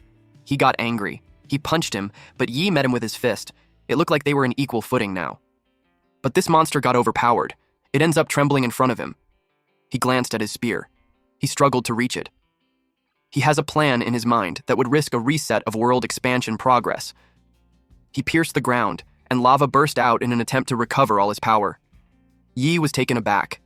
The lava sprawled across on the floor. In no time, Yi was surrounded by the lava. The boss monster laughed at him and told him that he'll regret killing him just then because that was his last chance. Yi assumed a combat stance. He watched him using his skill. In his fighter form, he can directly see an enemy's weak points and extractable trait zones. The stronger the trait, the brighter it glows. Yi got ready to move. He disappeared from his spot in an instant. The boss monster wondered where he went. In a blink of an eye, Yi's foot was already in its face, and Yi kicked it powerfully. The boss monster crashed on the rocks. It was surprised, to the point that it called Yi a monster. Yi's recent move was a combination of frog leap and mantis scythe. Then, our boy picked up something from the ground and ate it.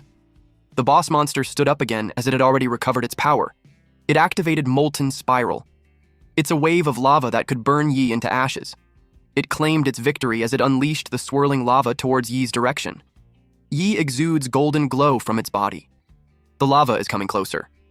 But, with just one swing of his blade, it disperses. The boss monster couldn't believe it. Yi held a spear that came from the boss monster's horn. He commented that the horn tasted like black pepper sauce, and then he exclaimed, "I freaking love it." The boss monster got spooked with his devilish grin. It fell on its butt and crawled away from him while calling its mommy. He described Yi as a monster who eats other monsters. Yi asked the boss monster if it could take on its own ultimate move. The system showed that the trait Heavy-Horned Beast's Sharp Horn was upgraded to Heavy-Horned Beastman's Sharp Horn. It also gained a molten attribute. Yi's Heavy-Horned Beastman's Sharp Horn can now be summoned in lance form. Yi used the skill of Scorching Heaven Molten Spiral. The boss monster begged him not to do it, but it didn't stop Yi. It made the boss monster scream out loud. It kept screaming as the lava enveloped it, and nothing was left of its body. Smoke covered the area. Yi stood in the center of that. Then an oblong marble with a monster inside appeared. He asked what it was. The Cockroach god informed him that it is a monster seal, a rare drop only from Secret Realm Lord-class monsters. Using it unlocks the monster record for the Imperial Iron Guard, which allows transformation into that monster. Yi realized that little Fatty would now be of use. He poked the marble, and it shattered. Then the screen showed that Fatty had obtained the Heavy-Horned Beastman record. Yi was prompted to summon the Imperial Iron Guard. He replied, yes. Fatty came out of the screen. It slowly transformed, and became similar to the boss monster earlier. Fatty was confused as to why Yi looked smaller. Yi was amazed at what he saw. His two-man army is becoming more OP. Then, Fatty knelt in front of him, and a screen appeared above it. It showed his race, a Heavy-Horned Beastman at a Guardian class. Even Fatty couldn't believe that it was his new form. He commented that it's ugly. The Cockroach god replied that the transformation isn't just on the external, because when Yi defeats stronger monsters and unlock their records, Fatty's power will scale with them too. Something snapped. It was the pillar behind them. It's falling on them. Fatty gathered strength, and effortlessly stopped the pillar from squashing them. Then it placed it on the side. It cried though, because it's now huge and can't fit on doors anymore, which made it think that it's already useless. Yi bonked it, and told it to pull itself together. It was expected to evolve while staying by his side, so he wanted to also see what it got. With that, Fatty lifted its hand, and summoned a lance. Then it attacked. The same attack that sent him flying a while ago was just blocked by using his forearms. Our boy Fatty also didn't hold back as its lance released lava after the contact. Yi came out of it unscathed with steam on his body. He was surprised because not even the boss's flame attacks did that kind of damage. Cockroach God looked proud as it stated that Fatty doesn't need to spend energy for maintaining the secret realm, so it's currently at 100% Lord state. He takes pride in how strong the Imperial Iron God really is. Yi ordered Fatty to return. Yi was pleased that his strongest current trait, the Heavy-Horned Beast's Sharp Horn, had evolved again, and now it carries the Molten attribute. In addition to that, Fatty can transform into a Heavy-Horned Beastman and can now fight head-on. He saved it to be his hidden card for turning the tide when needed. He had risked his life to do whatever he can, and now he's about to face the selection tournament. He believes that with the traits he acquired and a full power Secret Realm Lord ready to fight anytime, he's confident that he can handle whatever trial they throw at him. He's positive that he'll make it into the extermination squad. 3 days later, at the arena, someone entered. There were so many people inside, and of course, our boy was among them. While the crowd cheered from the benches, he was overwhelmed by how many people there were. There were a lot of people in the audience too. Yi heard someone say that the Extermination Squad Selection Tournament is the most important event in Nurai City. It wasn't just recruiting new members into the squad, but also a political battlefield for the Nurai power struggle. Eileen and Corey watched through a glass window. Eileen stated that the city's major families each sent a representative to compete, and the tournament winner directly determines which family takes the speaker's seat for the next 4 years to control the city's power. Some black-robed men passed by Yi. He noticed them. The guy with an eye patch is Bai Haoyu. The Bai family controls Nurai City's intelligence bureau, and the ones competing with him are all elite operatives. Another powerful candidate is Tony Olaf, who represents the military. He's the favorite to win that year's tournament. Eileen is aware that the military plans to turn the extermination squad to a supporting department, giving them full control over Nirai's armed forces. Haoyu and Tony met, and Tony told him that the tournament will decide whether the Olaf family secures their 4th term in the office. He doesn't have to mention how high the stakes are. Haoyu simply replied that the Bai family will continue to support the Olaf family as usual. Suddenly, the crowd got excited. A woman walked in. She is the saintess of the Esper Church, Karen User, and it is her first public appearance. There was an intel that Karen's ability is a kind of hypnosis or mind control. That's why her followers wear blindfolds to avoid making eye contact with her. A group of weird people were beside. They looked more like a monster with their eyes blindfolded, torso and hands tied up, and they had weird posture. Just by looking at those followers, Yi could tell that something looked off. Eileen acknowledged that the church benefits them for now. This is because remote regions rely on their influence for stability, and they also need their research to better understand espers. Even Tony and Haoyu watched Karen. Haoyu didn't expect that the church would actually send their saintess to compete. Tony told him not to worry about her because she's not their target. He looked at a short guy with a white robe and stated that the boy in uniform wearing glasses is the one that they should focus on. It's Zhang family's representative, Zhang Jie. Upon closer look, Jie looked overwhelmed. Tony asked him if the Zhang family couldn't send someone else and ended up sending out the useless young master. He gave off a scary vibe and offered Jie a deal that if he drops out now and surrenders, they might just let the Zhang family keep one honorary seat in the parliament. Xi replied that even if they are stripped of their seats, they will never become the military's lapdog. But Tony stated that it doesn't matter because soon, Nirai City will only have 3 major families left. Just from watching them from a distance, Yi could tell that their relationship looks tense. Eileen stated that the Zhang family runs the Esper Technology Research Institute, and they are allies of the extermination squad. She also knew that Jie is the weakest of the 4 representatives, and the military is going to seize the Zhang family seat and expand their influence further in parliament. She told Yi through the mic that the captain hopes that he'll rank high in the tournament, so they'll have a chance to protect the Zhang family. Yi replied that he'll do his best. Then she took out the earpiece and asked the commander if he really believes in Yi. Deep inside, she knew that if the military took full control of the parliament, they would be in trouble. The commander replied that he saved Yao, came back alive from the abyss. It just showed that he had some skills. The fireworks have been lit up. The crowd rejoiced. They watched the center of the arena as vines crawled on the ground and a flower bloomed and revealed Haley Carmen. She welcomed everyone and introduced herself as the Round 1 examiner. She discussed that the tournament has 3 rounds of assessment. The first one is called Extreme Climb. Behind her is a mountain path with 100 stone steps. Reaching just the 10th step counts as passing. But based on the past results, 2/3 of the examinees will die on the climb. The examinees' jaws dropped in shock. Haley assured them that Squad 10 of the extermination squad will do everything possible to ensure their safety, but they are still advised to proceed with caution. She announced the first round of the exam. To begin! A lot of examinees hesitated to move. One man forced himself despite the scary feeling. He rushed to climb while saying that there's nothing difficult in climbing. The rest got inspired and followed. They ran ahead. Some of the ones who didn't rush were Karen and Zay, also Haoyu and Tony. He commented that those are a bunch of fools for charging in when they don't even know how they're going to die yet. One man in front scoffed at the elites of the 4 families for teaming up like trembling puppies. He claimed that he will be the victor for that round. He kept climbing. Then his surroundings changed. That surprised him. They were transported to a city. They got confused. But in reality, they were still there on the steps. And they acted like a statue. Yi asked why they're frozen like that.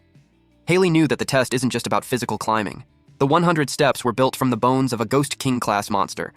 It was one of the strongest creatures humanity had ever defeated. Even as bones, it can trap anyone who steps on it in an illusion, preventing them from reaching the top. And if they don't find a way to escape the illusion soon, the examinees saw that they were being devoured by monsters, and that is how they met their deaths. Haley had announced that those examinees have been eliminated. She used Resurrection Halo on them. Yi was surprised that those players were all dead. Eileen wore the earpiece again and explained that each illusion has its own goal. Whether it's surviving until a timer ends, reaching a specific location, or defeating a certain monster. As long as he fulfills the condition, he'll be able to escape the illusion. She couldn't contact him inside the illusion, so he'll have to rely on his own judgment. Tony told his squad to remember their mission, to be the one who climbs the highest.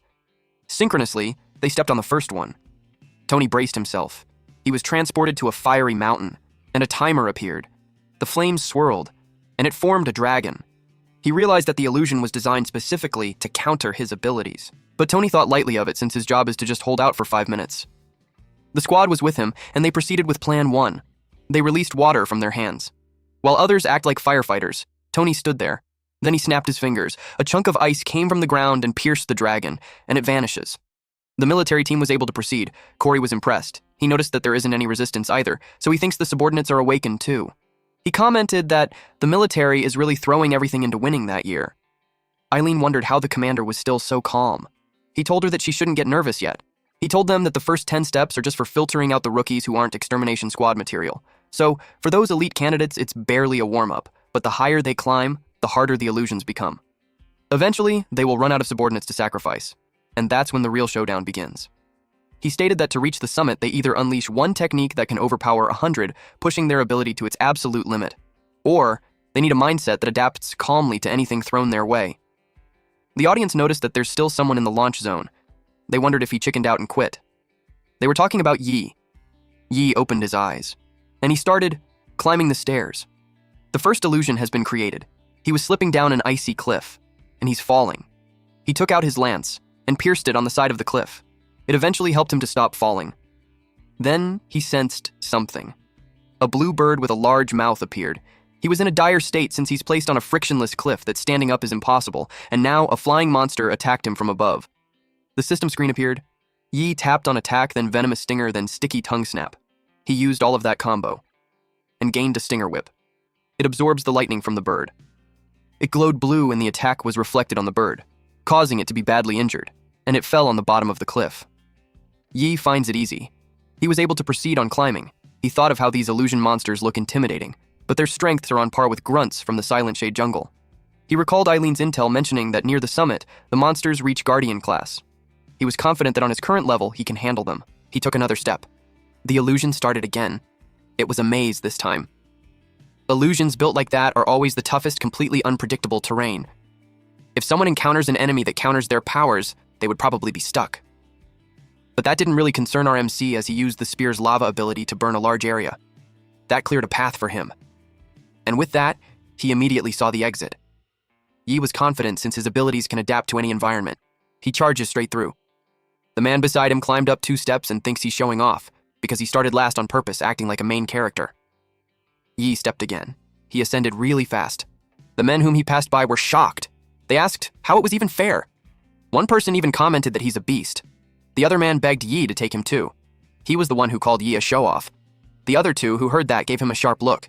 They took out their anger on him for saying that, and now they think they lost the chance to be carried. Corey commented that Yi was faster than he expected. At that rate, he could actually reach the summit. Eileen seemed worried about it, because she saw him as a clueless, thick-skinned rookie not long ago. And now, he's aiming for something not even the commander could achieve. Under the bright sky. The 4 from the elite companies were on the lead. Haley announced that Haoyu has finished the course with a score of 38 steps. Karen had completed 35 steps, and the current highest score is 40 steps, and it was Tony. He glanced behind him and saw Jay was out of breath. He was frustrated. His lackeys had already been eliminated. He's now alone. Tony had timed their entry into the illusion to match his, then they ambushed him. He was feeling down because he only had reached 31 steps and were still 9 short of their family's highest records. He wondered if that's how it would end. They called him Tony, ordered him to bark like a dog 10 times and withdraw, and their family would still be able to keep 1 seat in the parliament. He offered him to do just 1 sacrifice. She was in tears. He cried as he bit his lip until he heard something. Yi caught up to them. It surprised Tony, especially when Yi was alone, unlike them who had subordinates to sacrifice. He asked who it was. Yi kept climbing. Z was impressed on how strong he is and thought that if only they knew someone like that in Nirai City, they would have begged him to represent them instead. Through the earpiece, Eileen told him to help Zay, but our boy kept going. It made her wonder if he couldn't hear her. One of Tony's subordinates was impressed, and of course that person was scolded by Tony, especially when the Olaf family spent a fortune training them and holding the line for moments like that. He told them to follow him as they go up a few more levels. He aimed to beat their family's 50-step record. Eventually, the last 2 subordinates fell. He knew he was being reckless, but he's making progress fast.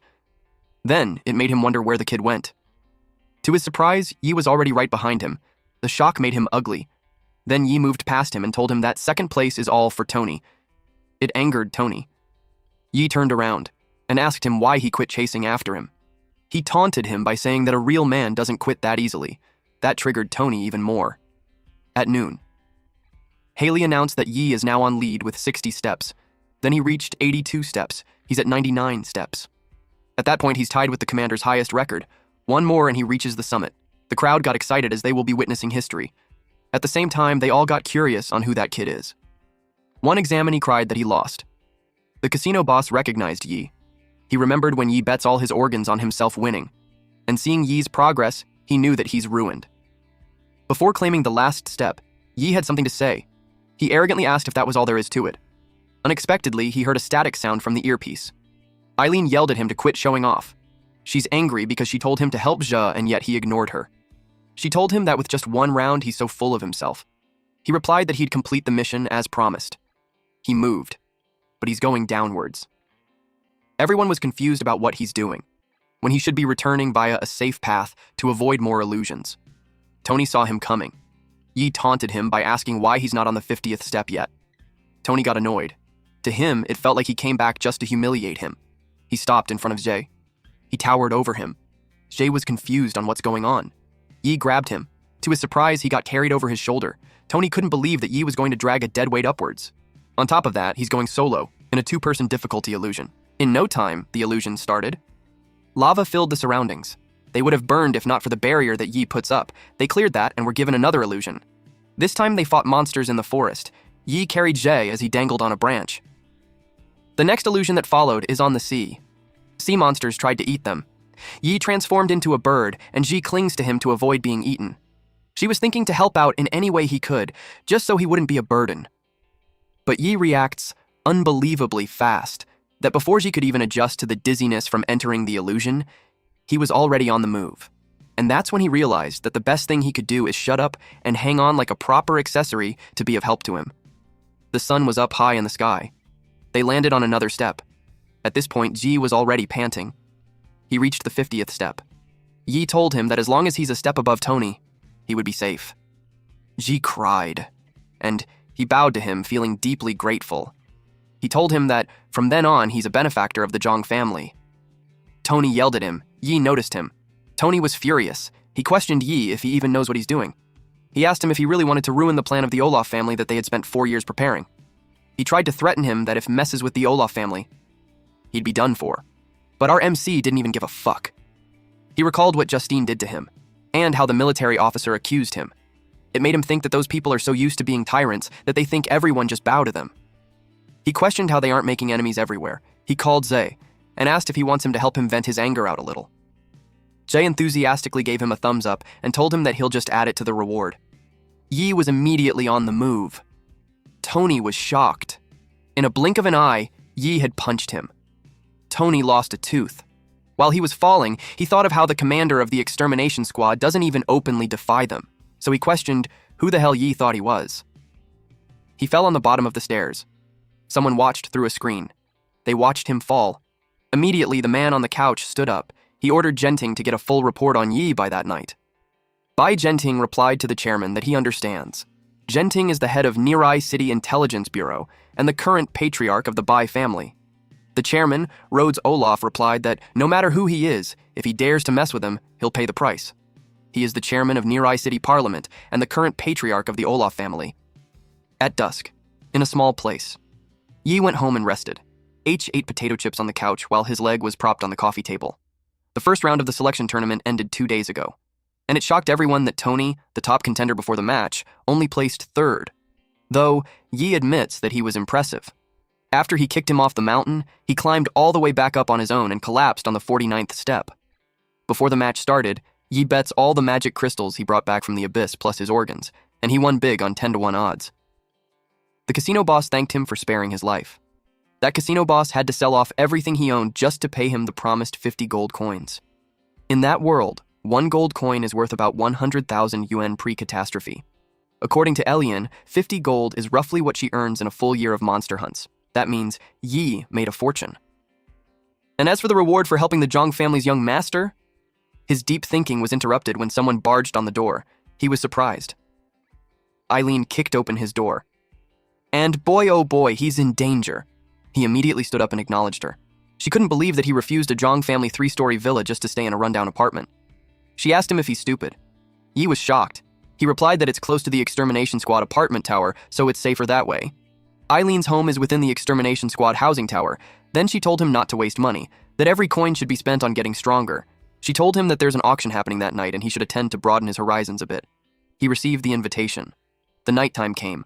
They walked the streets. Yi kept checking the surroundings. A mouse squeaked, and he got spooked. He couldn't believe that the auction was held in a creepy place like that. He asked if it was legit. Eileen responded that the staff sold there isn't allowed on a public market, but it's high on demand. That's why it's called the black market.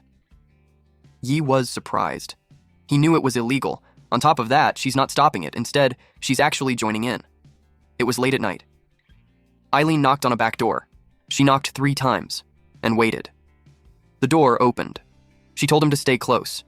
They walked inside. Suddenly, the door was shut. Then the lights were turned on. Yi was blinded by the sudden lights, and when he opened his eyes, he saw men on black robes pointing guns at them. And they were surrounded. One man removed his hood and asked for their invitation. Eileen gave it to him. The man inspected it and told them to follow him. They passed through another door, and when they entered, it was the auction hall. There were already people on the seats. Yi noticed there were so many people. They sat down. He confirmed with her if the place was legal. She replied that with the support of the Bai family, even if it's not, it will be considered one. Plus, regular people don't even qualify to enter, so it didn't matter that much. On the second floor, it is the Olaf's family private room. The one sitting on the couch in a military uniform is the Olaf family agent, Hart.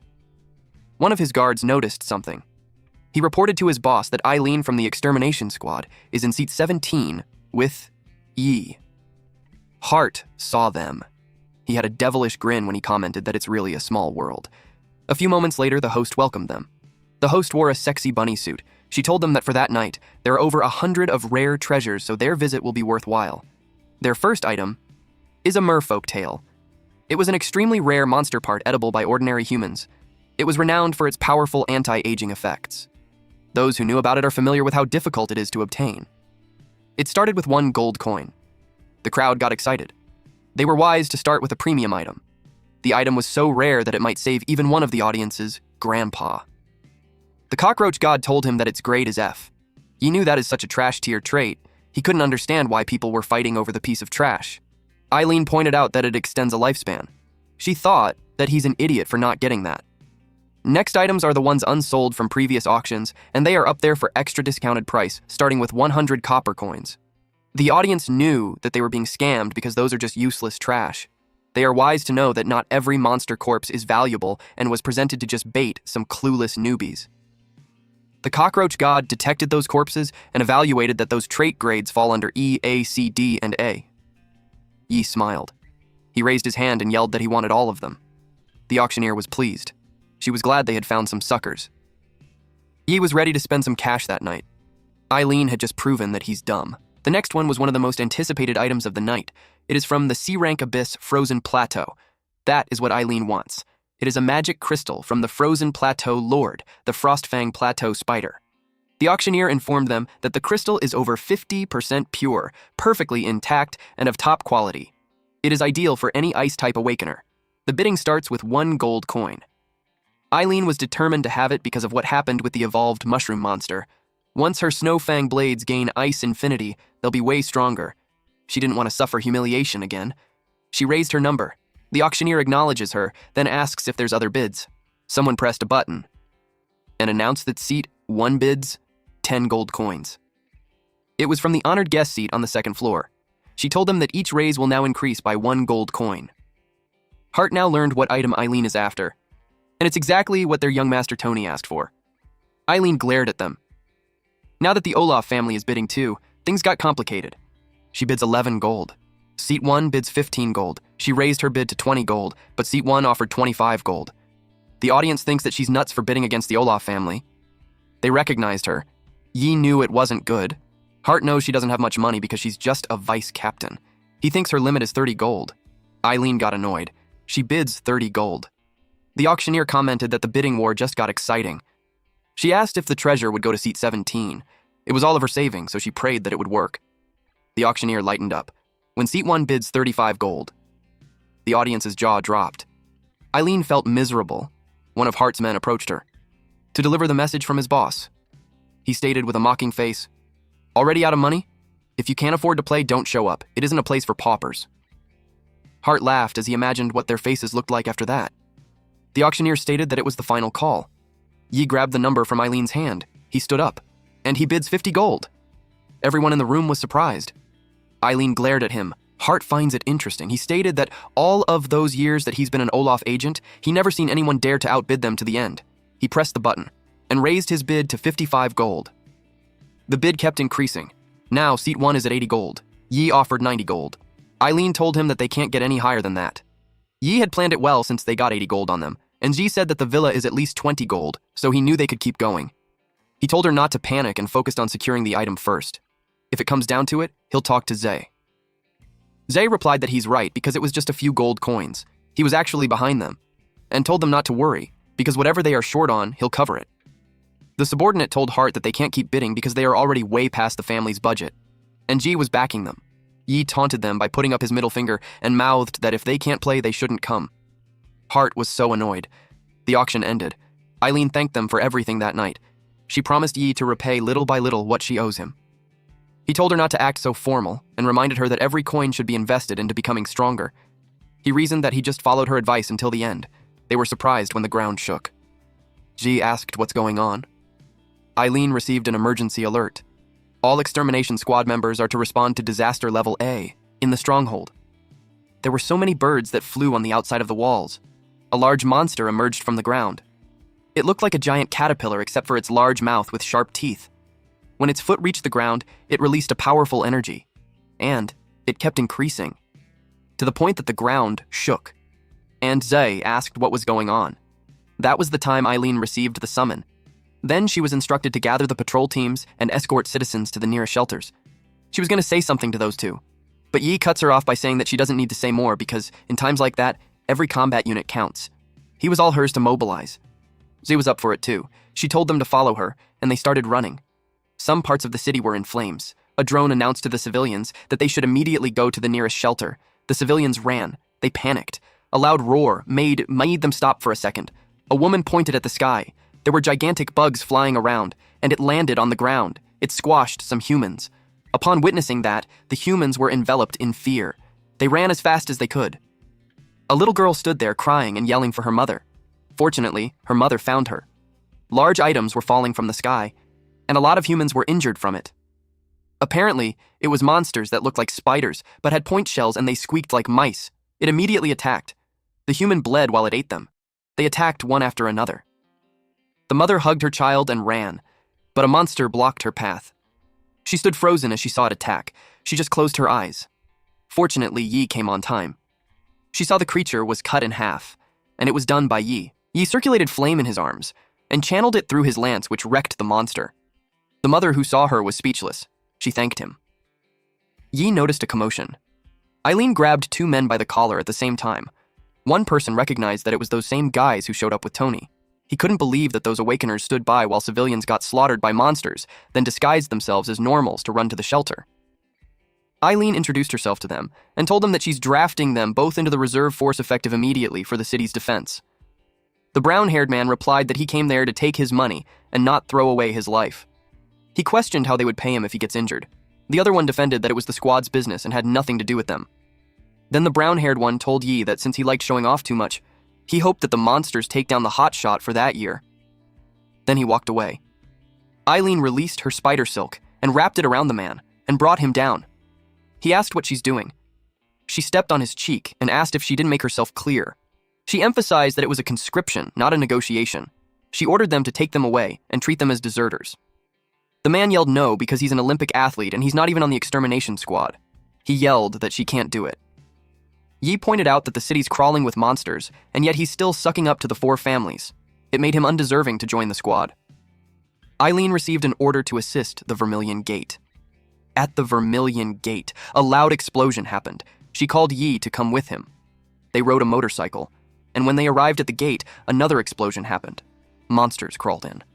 She told him that they have no time to wait for backup, so they're going in. She stopped the motorcycle and used her spider silk to go through the door while holding on to Yi. She reached the top of the wall and saw several corpses of both humans and monsters. Yi was frustrated that they got there late.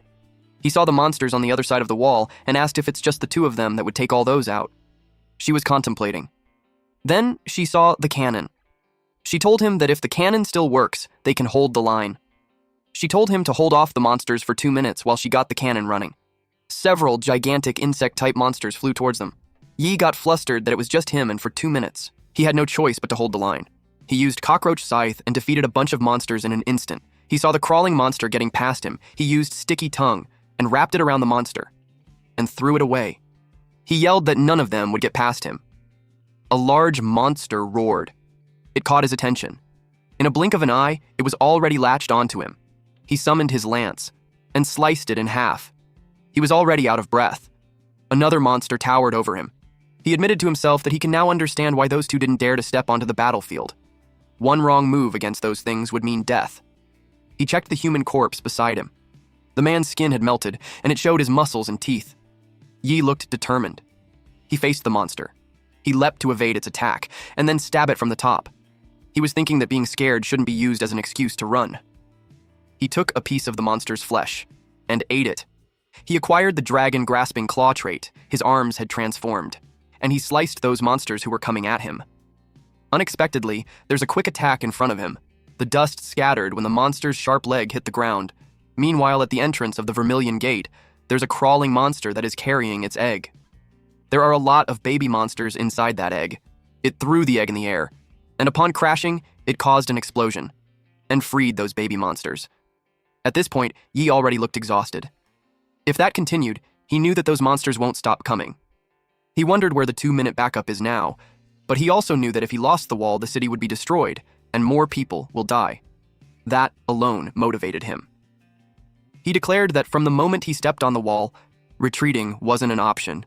He stood up and released flames. A horde of monsters were on its way towards him. He released more flames, and it enveloped his lance in swirling motion. The trait is called Scorching Heaven Molten Spiral, and that burned several monsters all at once. The fire kept burning. The night sky had now appeared. Inside the city's control room.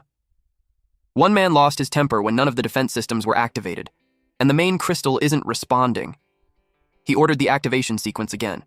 They were in a bad situation, where the sequence runs, but the crystal isn't reacting at all.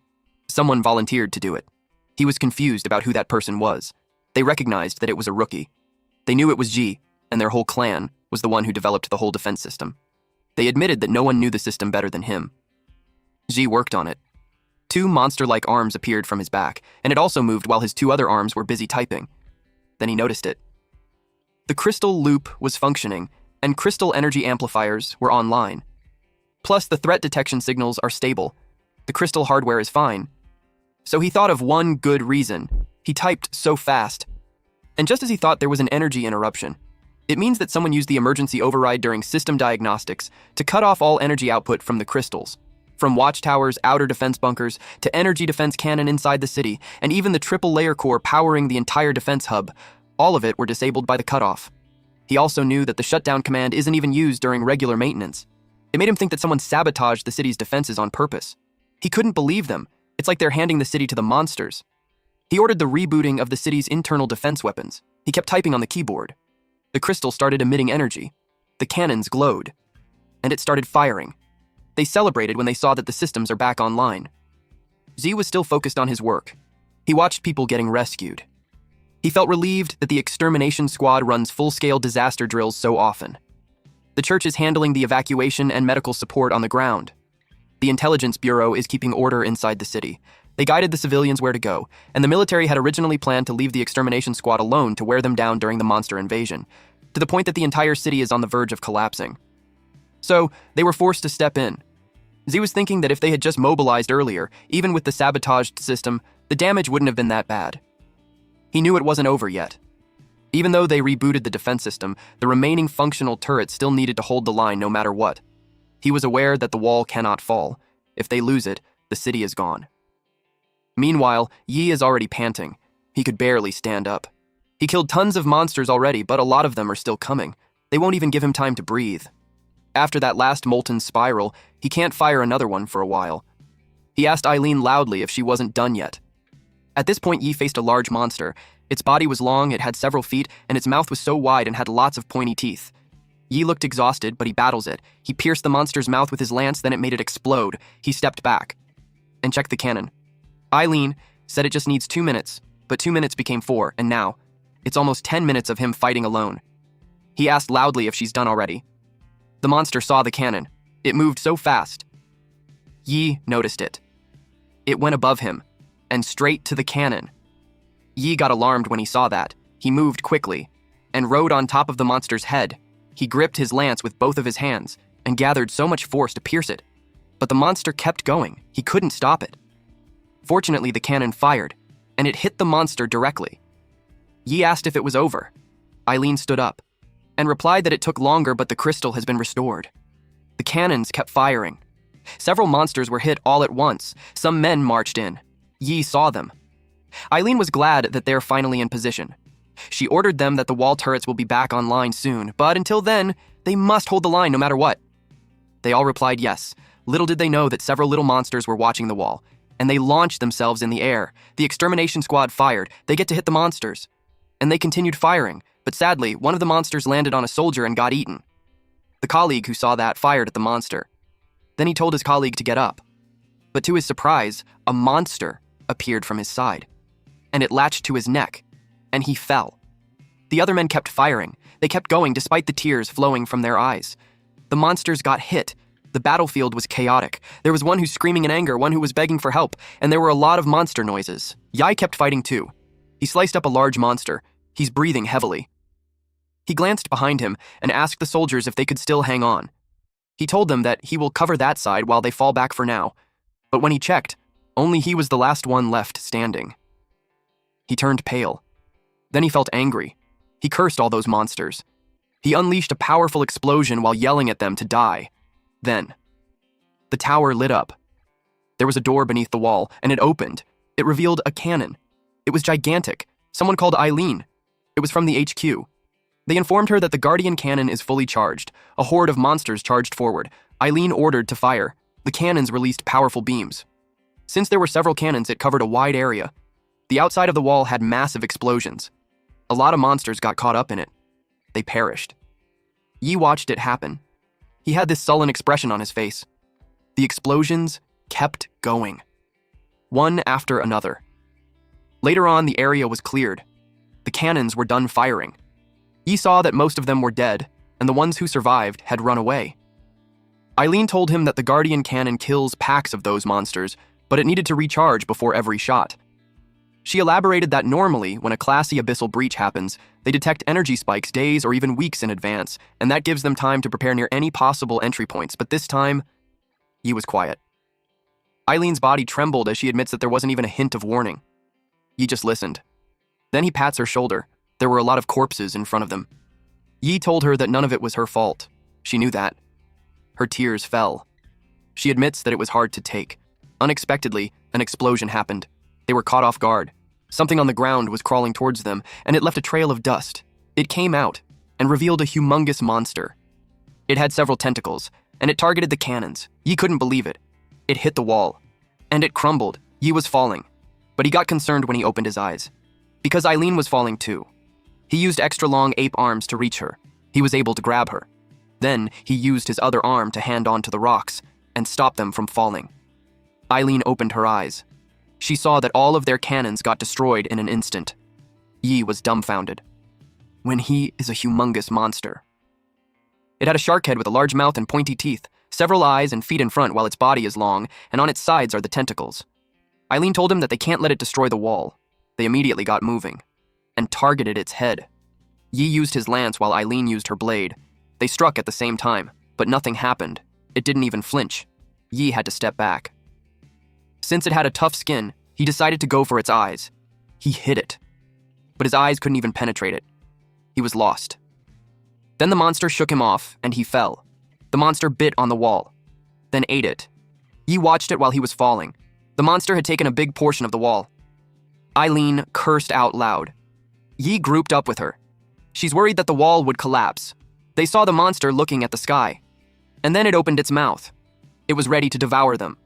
A blonde man saw them. He raised his red hammer and hit it. Those two were surprised. Eileen recognized the man. It was Captain Ling Xiao. Ling Xiao is the Unit 1 captain of Extermination Squad Unit 1. He grouped up with them. Yi couldn't believe that the uncle was their captain. Eileen looked proud in introducing her squad captain.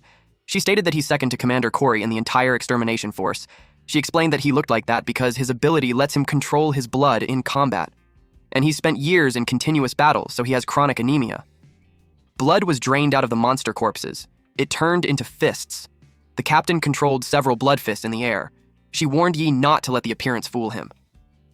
Yi's eyes widened in shock. The monster got hit with the fist and it groaned out loud. It looked angry now. Then its limbs charged at Ling Xiao. Both Yi and Eileen moved too. The monster shattered the area they were previously in. While dodging the attack, Yi got worried because the recent attack made a crack on the city wall. and he got worried for the captain, but Eileen told him to relax. She knew that an attack like that won't do anything to him. Ling Xiao had blocked it with a long stick. He was unscathed, and he counter-attacked using his large hammer. Then the blood hammer morphed. It became a trap. That holds the monster down. The monster was immobilized, and it roared out loud. Ling Xiao bit his thumb to bleed, and he addressed those who lie buried there. He acknowledged their fear, their rage, and their sorrow, and told them that he had heard them all. He extracted their blood and combined it. It created a long blood sword. He stated that with the remnants of their blood, he will end the beast. The monster roared loudly as if it felt its impending doom. Ling Xiao swung his blood sword, and it sliced the monster. Yi watched it intently. The monster's humongous body was sliced lengthwise, and it bursts open. Just like that, it was left in 2 pieces. Yi couldn't believe the terrifying pressure. He now knows the power of the first squad's captain. After that, it rained blood on where Ling Xiao is. He turned to Eileen and told her that he's proud of everyone. He knew that not a single soul had faltered at the end. He could feel that even then, their blood still burns with that fighting spirit. Eileen told him to make the bleeding on his finger stop first. He didn't notice that because he got carried away after warming up. He looked for his bandage. Eileen gave him some instead. Ling Xiao stated that the grudge will be settled after he had slain the Abyssal Lord. Yi realized that he had no time to relax. Although he had come far since his return, compared to a squad captain-level awakener, he knew he still had a long way to go. He turned to the sky and saw aircrafts flying towards them. It deployed bombs. The ground had several explosions. Zi was inside a mech, and he told Yi that from then on, they could leave it to Zhang family's tech. He told him that the entire defense system of Nirai City was built with their technology. And by dawn, the repair drones will get the walls back to usable condition. Yi was impressed. He stated that compared to the kind of black tech, the old outpost felt like a primitive village. It is no wonder that everyone wants to move to Nirai City. Ling Xiao told Yi that the commander wants him and Eileen to report to the Supreme Council. He added that it includes Ji, too. Yi replied that the wall won't be fixed soon, and if they all leave and the monsters come back. Ling Xiao informed him that he's staying. He wished the monsters would come because he could use some warm-up. They obeyed the order. At Nirai City Parliament Building, Eileen, Yi, and Jay stood before tall screens. Jia reported what happened. Then, Eileen completed her report too. Rhodes glared at them. Zhang Siwei, the president of Zhang Group and head of the Zhang family, stated that the primary cause of the Nirai City's breach during the Abyssal invasion was the deliberate sabotage of the core power system that prevented all 3 defense layers from activating in time. He added that Eileen's report confirms that once power was restored, the city defenses held up fine. He proposed the council to launch a full investigation. Bai Genting, the head of the Bai family and director of intelligence, replied that the intelligence department will handle the inquiry, but he believed that there's a more urgent matter to discuss. Siwei countered by saying that Genting realized that they can't pin the fault on them, so they are just sweeping it under the rug. A woman told them to stop. She was Taizia User, the head of the User family, and the high priestess of the Esper Church. She told them that the top priority is dealing with the unexpected emergence of the A-class Abyss. She asked Commander Corey 1 when he will the Abyss Suppression Squad be deployed. Corey responded that the Extermination Squad and elite fighters from each faction had already gathered, but there was an incident. He received a message just before the meeting. He showed them a video of a monster, similar to what Ling Xiao defeated, wrapping its tentacles on a truck. The man on the video sought help. He told them that Facility 12 is under a monster invasion. Yi doesn't know that is. Eileen explained that it's the most top-secret Zhang facility. Ji's sister is the head of it. Even Eileen doesn't have the clearance to know what they're researching. So he got worried for his sister.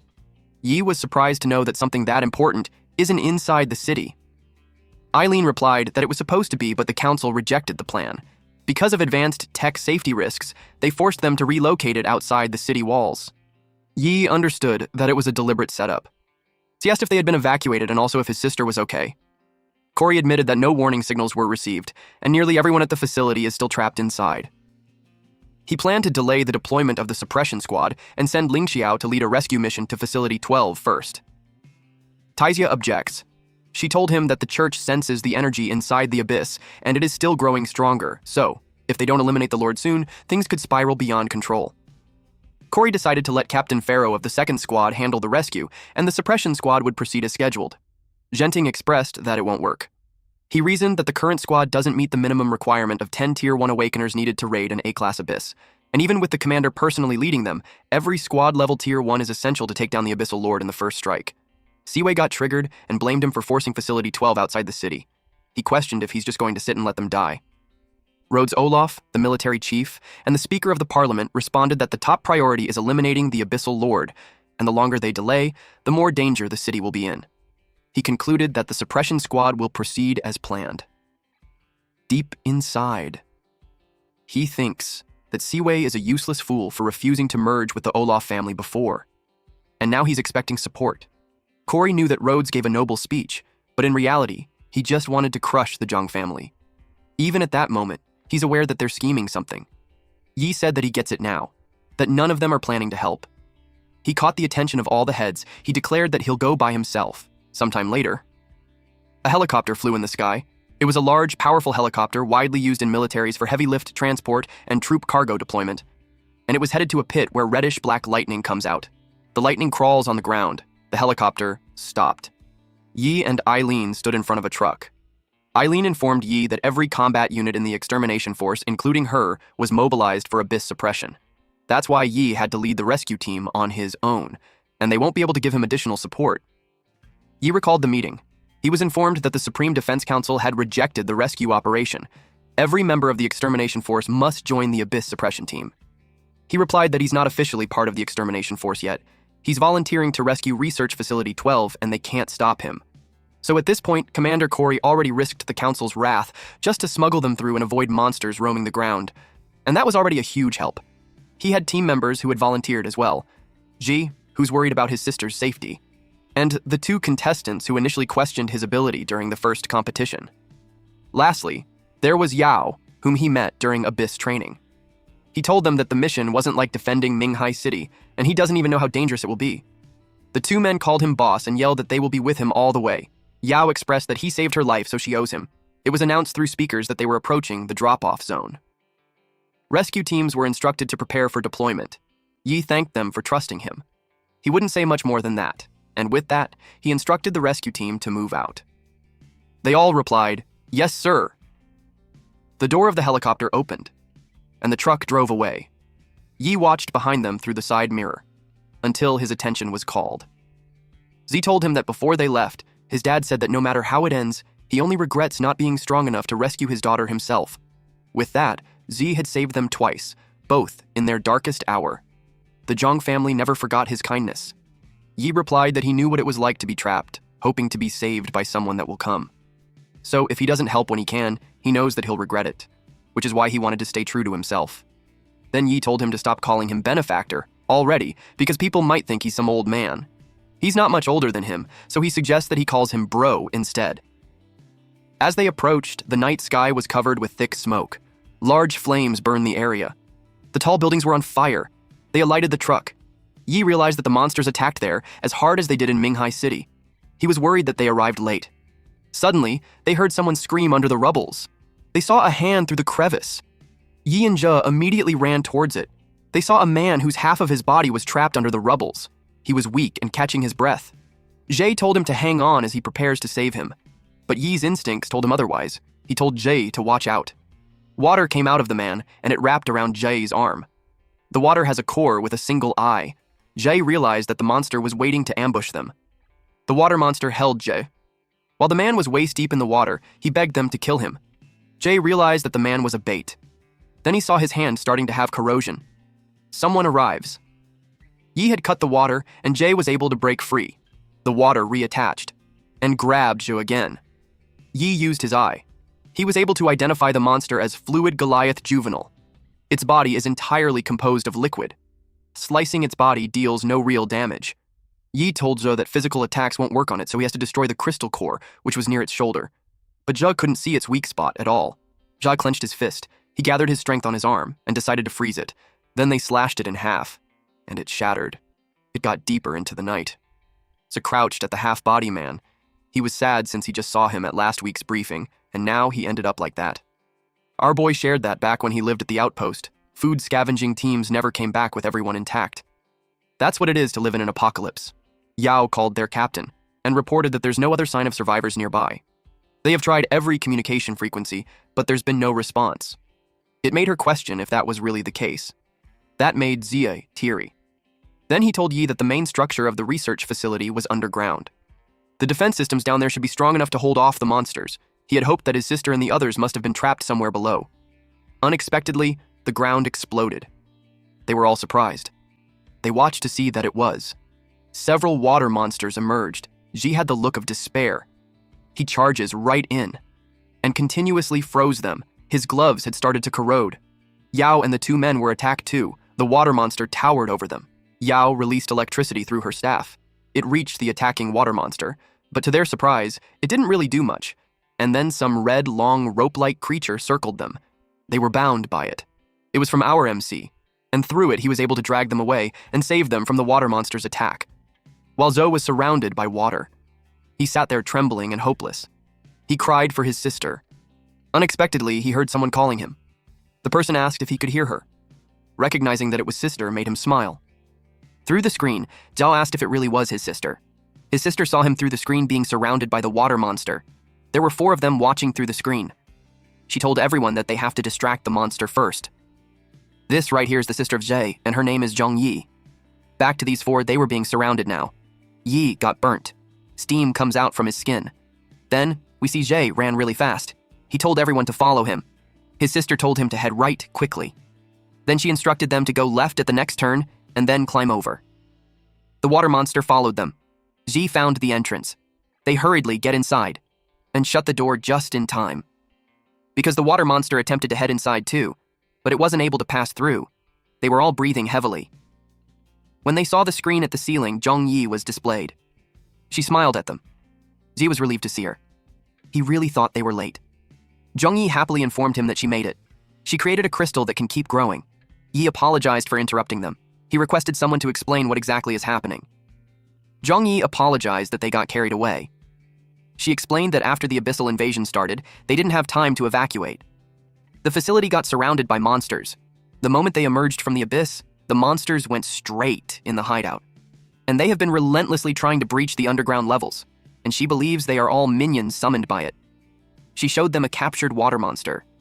Yao was surprised to learn that they were researching live monsters there. Zhong Yi replied that in the present, Awakeners can only grow stronger by acquiring higher-grade monster crystals. But once their own power surpasses the crystal's original monster level, they can't fully unleash their strength. Fluid Goliaths devour each other to evolve and become stronger, and they use that trait to create a crystal that grows with its wielder's power. She was so happy for her sister that she pulled it off. She replied yes, and because of that, everyone can carry a crystal that lets them unleash their full potential. But there's a downside. Unlike overpowering themselves with a high-tier monster crystal, that method won't give them an instant strength boost. Yi told them to hold it right there. He knew it was appropriate to congratulate them, but the reality was that they can't fight their way through the main entrance to get the rest of the people out. He asked her if there's any way they could reach her. Zhong Yi firmly replied that they should forget about them. She pressed a button that showed the blueprint of the underground hideout. She claimed that the place was done for.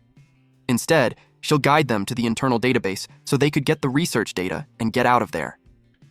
She couldn't believe she's saying that. It was like saying that he should just stand there and watch her die. Zhong Yi insists that the growth crystal technology was more important than anyone there. But Yi refused. He told her that if she doesn't have a better plan, then he'll break in there himself. That left her silent. Eventually, she admitted that there's one option. She told them that every underground level has a rail transport system for moving supplies. The tunnels are sealed, so they're still intact at the moment. And they can use that to evacuate. The problem was, the central room was destroyed, so the rails have no power. They will have to restore the power station on the surface first. Then they will need to open the main gate toward Minghai City. But opening the gate makes a ton of noise, so it will attract every monster nearby, and the person opening it won't make it back. In short, it was too dangerous. Yi confidently replied that they'll stick together, and he'll head to the transport rail at once. He instructed Ji to restore power, and he'll handle the gate at the power station. The two men saw what's inside and were confused about what it was. There was a large tower with several wires. Ji told them to follow his instructions. When they see a light turn on, they must press the button near it. He inserted the wires from his fingers. Then he pressed on his earpiece. With that, he's connected to the system, and power will be restored in 600 seconds. He asked the status of others. Yi and Yao were making their way at the entrance. They're close to the gate. Yi reported that they had reached it, and he assured them that they'll be there before Jie restored the power. Jie told him that once the power was back, He'll have 30 seconds to open the gate. If the gate wasn't open in time, the transport car won't be able to pass through, so he has to move fast. Meanwhile, the researchers started packing up their stuff. An old researcher told the other researcher to copy the footage from the final experiment. Then, another researcher reported to the director, Zhang Yi, that all wounded personnel had been loaded onto the transport car. She reported through her earpiece that they're ready too. Then, she instructed everyone to board. And everything that they haven't packed at that point stays. Everyone made their way quickly. They boarded the train. She asked if everyone was there because they had reached the final 10 seconds. Yi reported that the gate was ready. Director Zhang Yi yelled that the transport car was now in position. Jay turned on the power. The area around the transport car lit up. Everyone looked around. Director Yi happily reported that the power was restored to the underground station. One of the wounded near the window noticed something. It surprised him, because the monsters were coming. Several fluid Goliaths made their way towards them. Director Yi told them to hold on tight. She pressed the power button, and the train started moving. They left behind the fluid Goliath. It tried to follow them. They reached a gate. It opened in time, and they were able to pass through. The fluid Goliath bursts through the gate. It corroded the metal gate. The researchers saw them and yelled to go faster. Because they're catching up, Director Yi replied that they have already maxed engine output. Giant fluid Goliaths had formed. But shots were fired towards them. The researcher who saw it was shocked. There was a machine gun on the side which attacked the monster. It kept firing. Explosions followed while Zhu stood on the side of the machine gun. They were surprised to find out that Ji was controlling the defense turrets. They felt relieved and assumed that they were already safe. But a beeping sound notified Director Yi. The gate open signal wasn't detected. She wondered what's happening at the gate. The gate was stuck. Unfortunately, it malfunctioned. If it doesn't open in time, the whole plan was done for. Yi and Yao were lost on what to do. They couldn't believe that the gate malfunctioned. The transport car was already in sight. Zhe yelled that the transport car was coming. He, along with the two men, stepped on the roof of the transport car. He slid in. He was happy to find his big sister. He hugged her while crying in gratitude that she made it, but she told him to cut it out since the gate hasn't been opened yet. Meanwhile, Yao stood on the side of the gate to check. She found out that the hydraulics were broken. Ji replied that there's no time, so if everything fails, they'll ditch the car. Director Yi replied no. She reasoned that the place was swarming with monsters, and if they abandon the car, they'll be surrounded and slaughtered. Meaning, the transport car was their only safe way back to the city. Yi tried to push it open. He was in his giant snake-ape arm form. He grits his teeth as he tries to widen the gap. Yao reported that Yi said he'll push the gate open. The old researcher couldn't believe that. It was because the gate takes for 10,000-ton hydraulic presses to move, so there's no way a human can do that. Yi gave his all. But he realized that even with the giant snake-ape arm active, he still can't move it. So he decided to turn his whole body into a gate-opening machine. His form had changed, and Sticky Tongue got activated. He used the Sticky Tongue to pull forward with added tension. Then, he activated the venomous spider stinger. After that, he'll use the stinger to anchor his legs to the ground. His elastic muscles have been activated. Then he used his force. He grits his teeth as he gives his all. The system warned him of severe muscle tearing. It immediately initiated repairs. Yao couldn't believe her eyes. Yi was already bleeding through his mouth, but he still compressed every ounce of his strength with elastic muscles. It was all or nothing. He's getting frustrated. That burst of energy made the gate move. Yao reported that the gate was opening. The researcher's jaw dropped. Director Yi couldn't believe that the insane plan actually worked. Yi asked for 3 minutes more. He reinstated that even 2 minutes will do, but the fluid Goliath dripped from the ceiling, and then it fell all at once. It targeted Yi. He cursed that it happened then of all times. He can't even spare a hand to deal with them at that moment. She asked if he could hold on. Then he noticed someone gearing up. Director Yi wore a suit. She leapt out of the train, to which Meg Zhe asked where she's going. She told him to stay out of it and just focus on the transport car to get everyone back safely. Then she headed out. She knew she had to open the final underground floor and let the monster's master draw them away. Yao fought the fluid Goliath. She electrocuted them. But the monsters nearby were also heading towards them, and there were too many. Yi stayed in his position, while the fluid Goliath wraps itself around him. Director Yi informed him that she will release the monster's master underground to draw those monsters below. She told him to hang in there and open the gate before the train arrives. The monster's face was in front of Yi's face. Then it covered his face to drown him. The train kept going. One of the men pointed at something. They could already see the gate, but he knew that they wouldn't make it. She checked, and they were already running at half speed, and they couldn't afford to slow down anymore. Everyone in the transport car got worried, and they saw the monster passing through the cracks. It already bored the roof of the train. Z had no other way but to speed up. He pressed the button, and the fluid Goliath was blown away. They checked the window, and it was gone. They assumed that it was enough to shake it off, but it approaches them again. The man on the roof was surprised to see it. It wrapped itself around the man and threw him away. The monster already showed its form inside the train. The researchers felt hopeless. The old researcher from the back saw what was happening. He thought long and hard. He pressed something, and it revealed his gear. Zha saw him in his gear. He stated that the youngsters were the future, so old folks burn off what strength they have left. Then he ran outside the train. Tears pooled in Zha's eyes as he watched him leave. The old researcher, whom Zha called Uncle Day, caught the attention of the monster. It tried to block his path, but he pressed a warning button. Then an explosion followed. Zhe cried. Meanwhile, Yao was trying to hold off the monster, and Yi was drowning because of it. Being in this predicament, Ji cursed out loud. A loud cracking sound echoed. It was so deafening that they covered their ears. The man with them asked what was going on. Ji saw something surprising. They saw that all the monsters were heading back to the main building. On top of the monsters outside, the brakes of the transport car were jammed so they couldn't slow down. One of their allies suggested that they jump off, otherwise they're going to crash. Z argues that jumping off at full speed was no different than crashing. Even if the two of them survive, it might not be the case for everyone else on board. They were all counting on Yi. Yi gave his all to spread the door wide open. They cheered for him. He meant it when he said to leave the gate to him.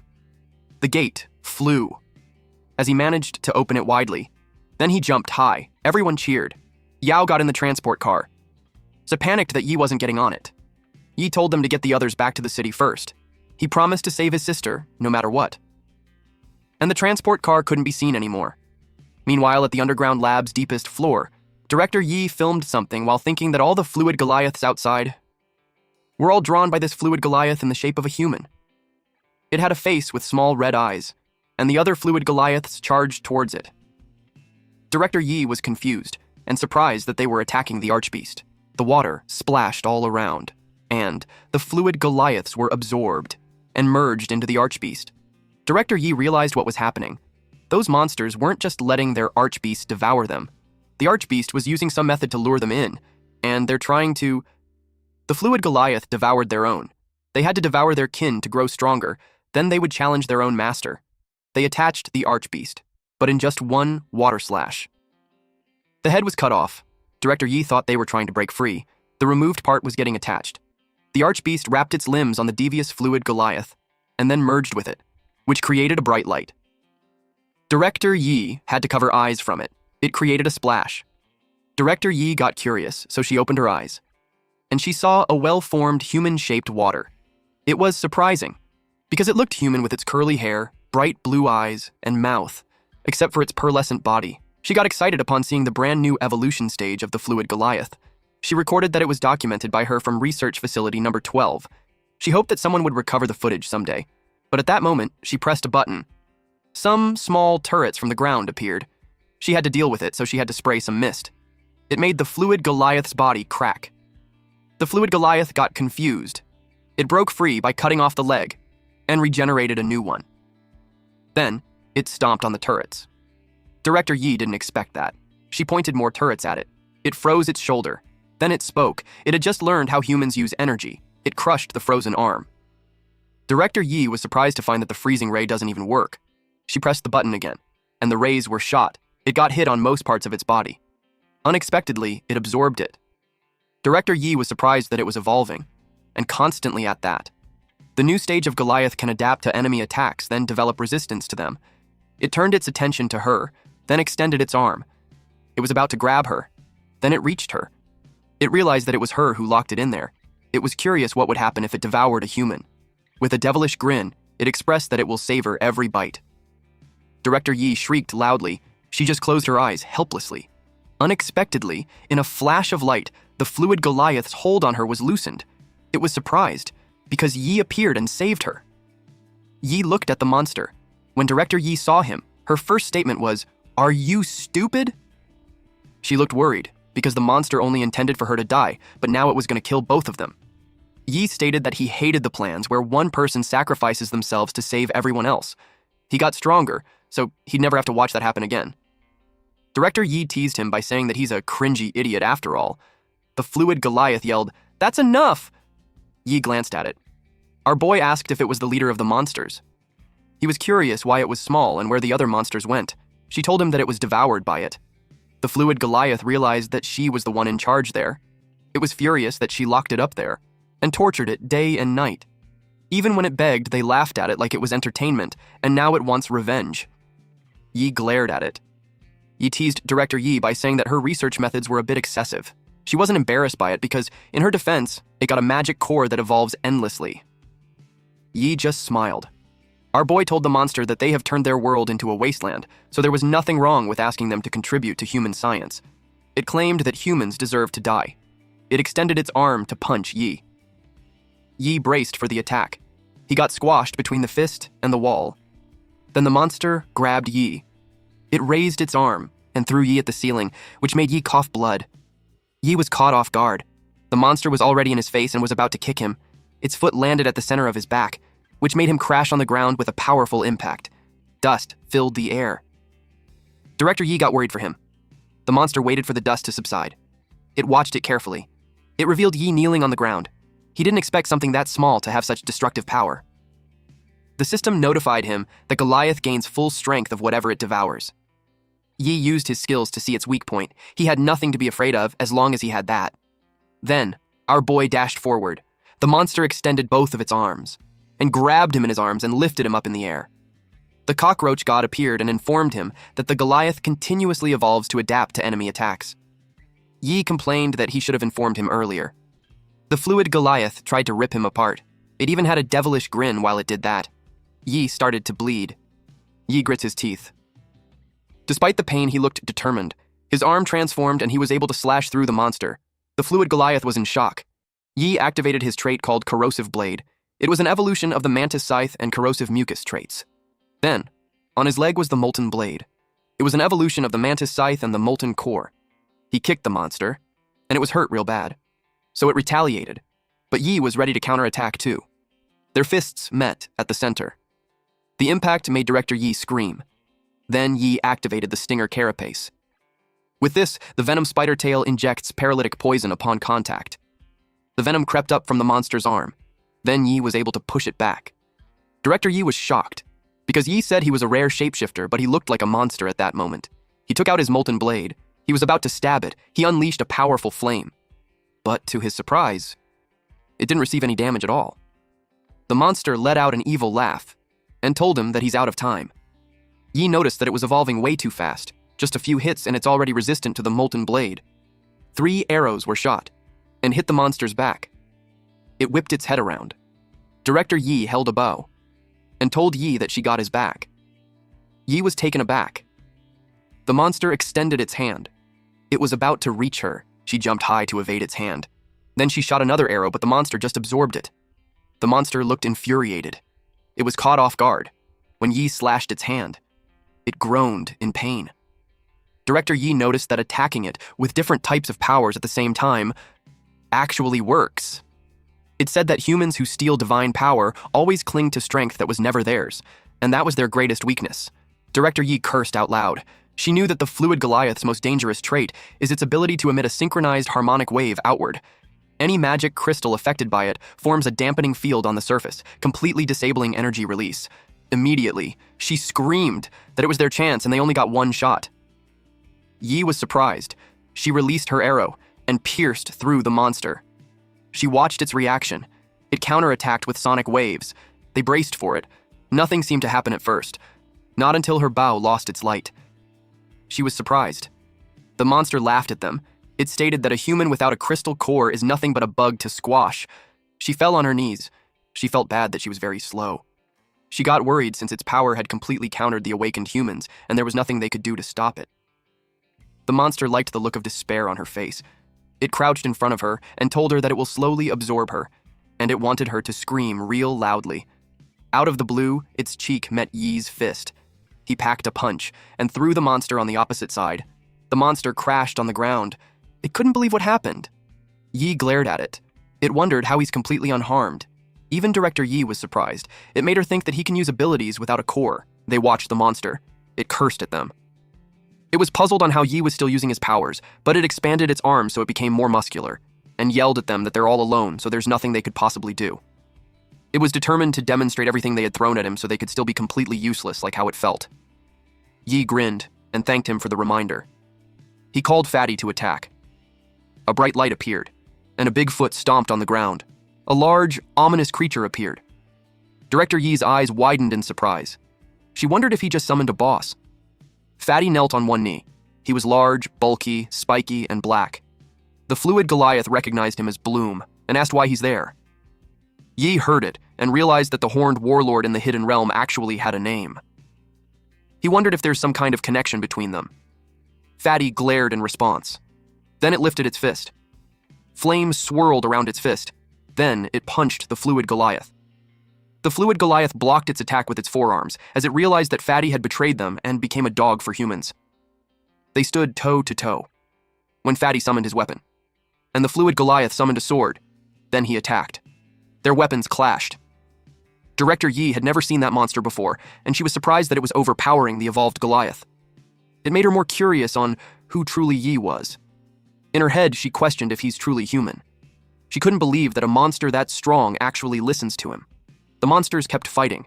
The impact of their attacks made the debris scatter. It made the place dangerous, and it almost hit Yi and the director. But Yi swats it away and asks the director if she's okay. Director Yi had this creepy expression on her face.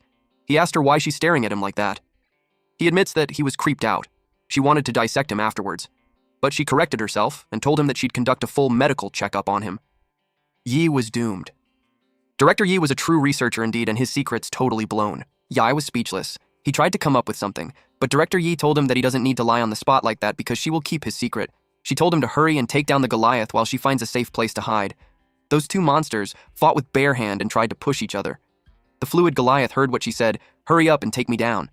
And to the monster, it felt like they were underestimating it. It stated that even if both of them come at him, as long as he switches his resistances fast, none of the attacks could land. Fatty told Yi that the guy won't break, and it was weird. Yi grinned and revealed that he doesn't only have one trait. He bends down, and several tentacles with blades on the end and different elements appeared. His arm also turned into a blade. It included the poison trait from the thunder spider's venom, the fire and lightning traits from the horned beast's spike, and the corrosive acid from the swamp toad's mucus. His body holds more traits than he can count on. The fluid Goliath got scared. It couldn't fathom how a human has that kind of power. Fatty tried to stab it on the head, and then flaming spikes appeared underneath it. While it was restrained, Yi attacked. He used all his blades to attack it. Then a loud explosion followed. The fluid Goliath groaned in pain. A blinding light filled the area. Director Yi told Yi to watch out. Thick smoke covered the place. They waited until it subsided. Director Yi's eyes widened at what she saw. Blood had dripped, because Yi was stabbed in the torso by the monster. The monster claimed that as long as it kills Yi, it would still have a chance. Unexpectedly, the monster was beheaded. Yi used his bladed arms to slice it. Yi revealed that he had a cockroach trait too, which means he's immortal and indestructible. The head fell on the ground. The monster cursed him out loud. It refused to have that kind of ending. Yi towered over it. Director Yi watched carefully from a distance. She was elated as she witnessed how there's definitely something weird about him. But I think she's the one who's weird. Moments later, Fatty happily greeted his big bro. He tries to hug him, but Yi shoves him away. Then Yi grabbed the head. The system informed him that the fluid Goliath had developed a wide range of traits during evolution, so it was impossible to determine which ones he might absorb. Yi took a piece of it. He was thinking that if he got the ability that disables core magic, he would be unstoppable. He swallowed the piece that he took, and to his surprise, some parts of his body froze. The system showed a warning screen. The warning kept going as the freezing parts scattered. It reached his eyes, and eventually covered his whole body. The day after the successful rescue mission, at a private room in the Zhang family estate, Yi was on a table while he was surrounded by Director Yi Jae and Eileen. He was unconscious and his whole body was frozen. Eileen asked what happened to him. Director Yi shared that his vitals were stable, so he should regain consciousness soon. But she had something to tell them. She revealed that Yi wasn't a human. She told them that he looks like them, talks and thinks like them, but his DNA was completely different from them. She believed that he took on that form just to blend into human society. Eileen's brows furrowed. Yi started to wake up because of the noise. He He wondered where he was and what was going on. The cockroach god appeared and briefed him that when he absorbed the Goliath's crystal core, since it was packed with conflicting traits, his body showed signs of rejection. He shared that it was his first time seeing that, but he assured him that the side effects would subside soon. Eileen watched him intensely. Director Yi informed him that they had detected dozens of monster traits in his system. It includes the evolved Goliath's traits.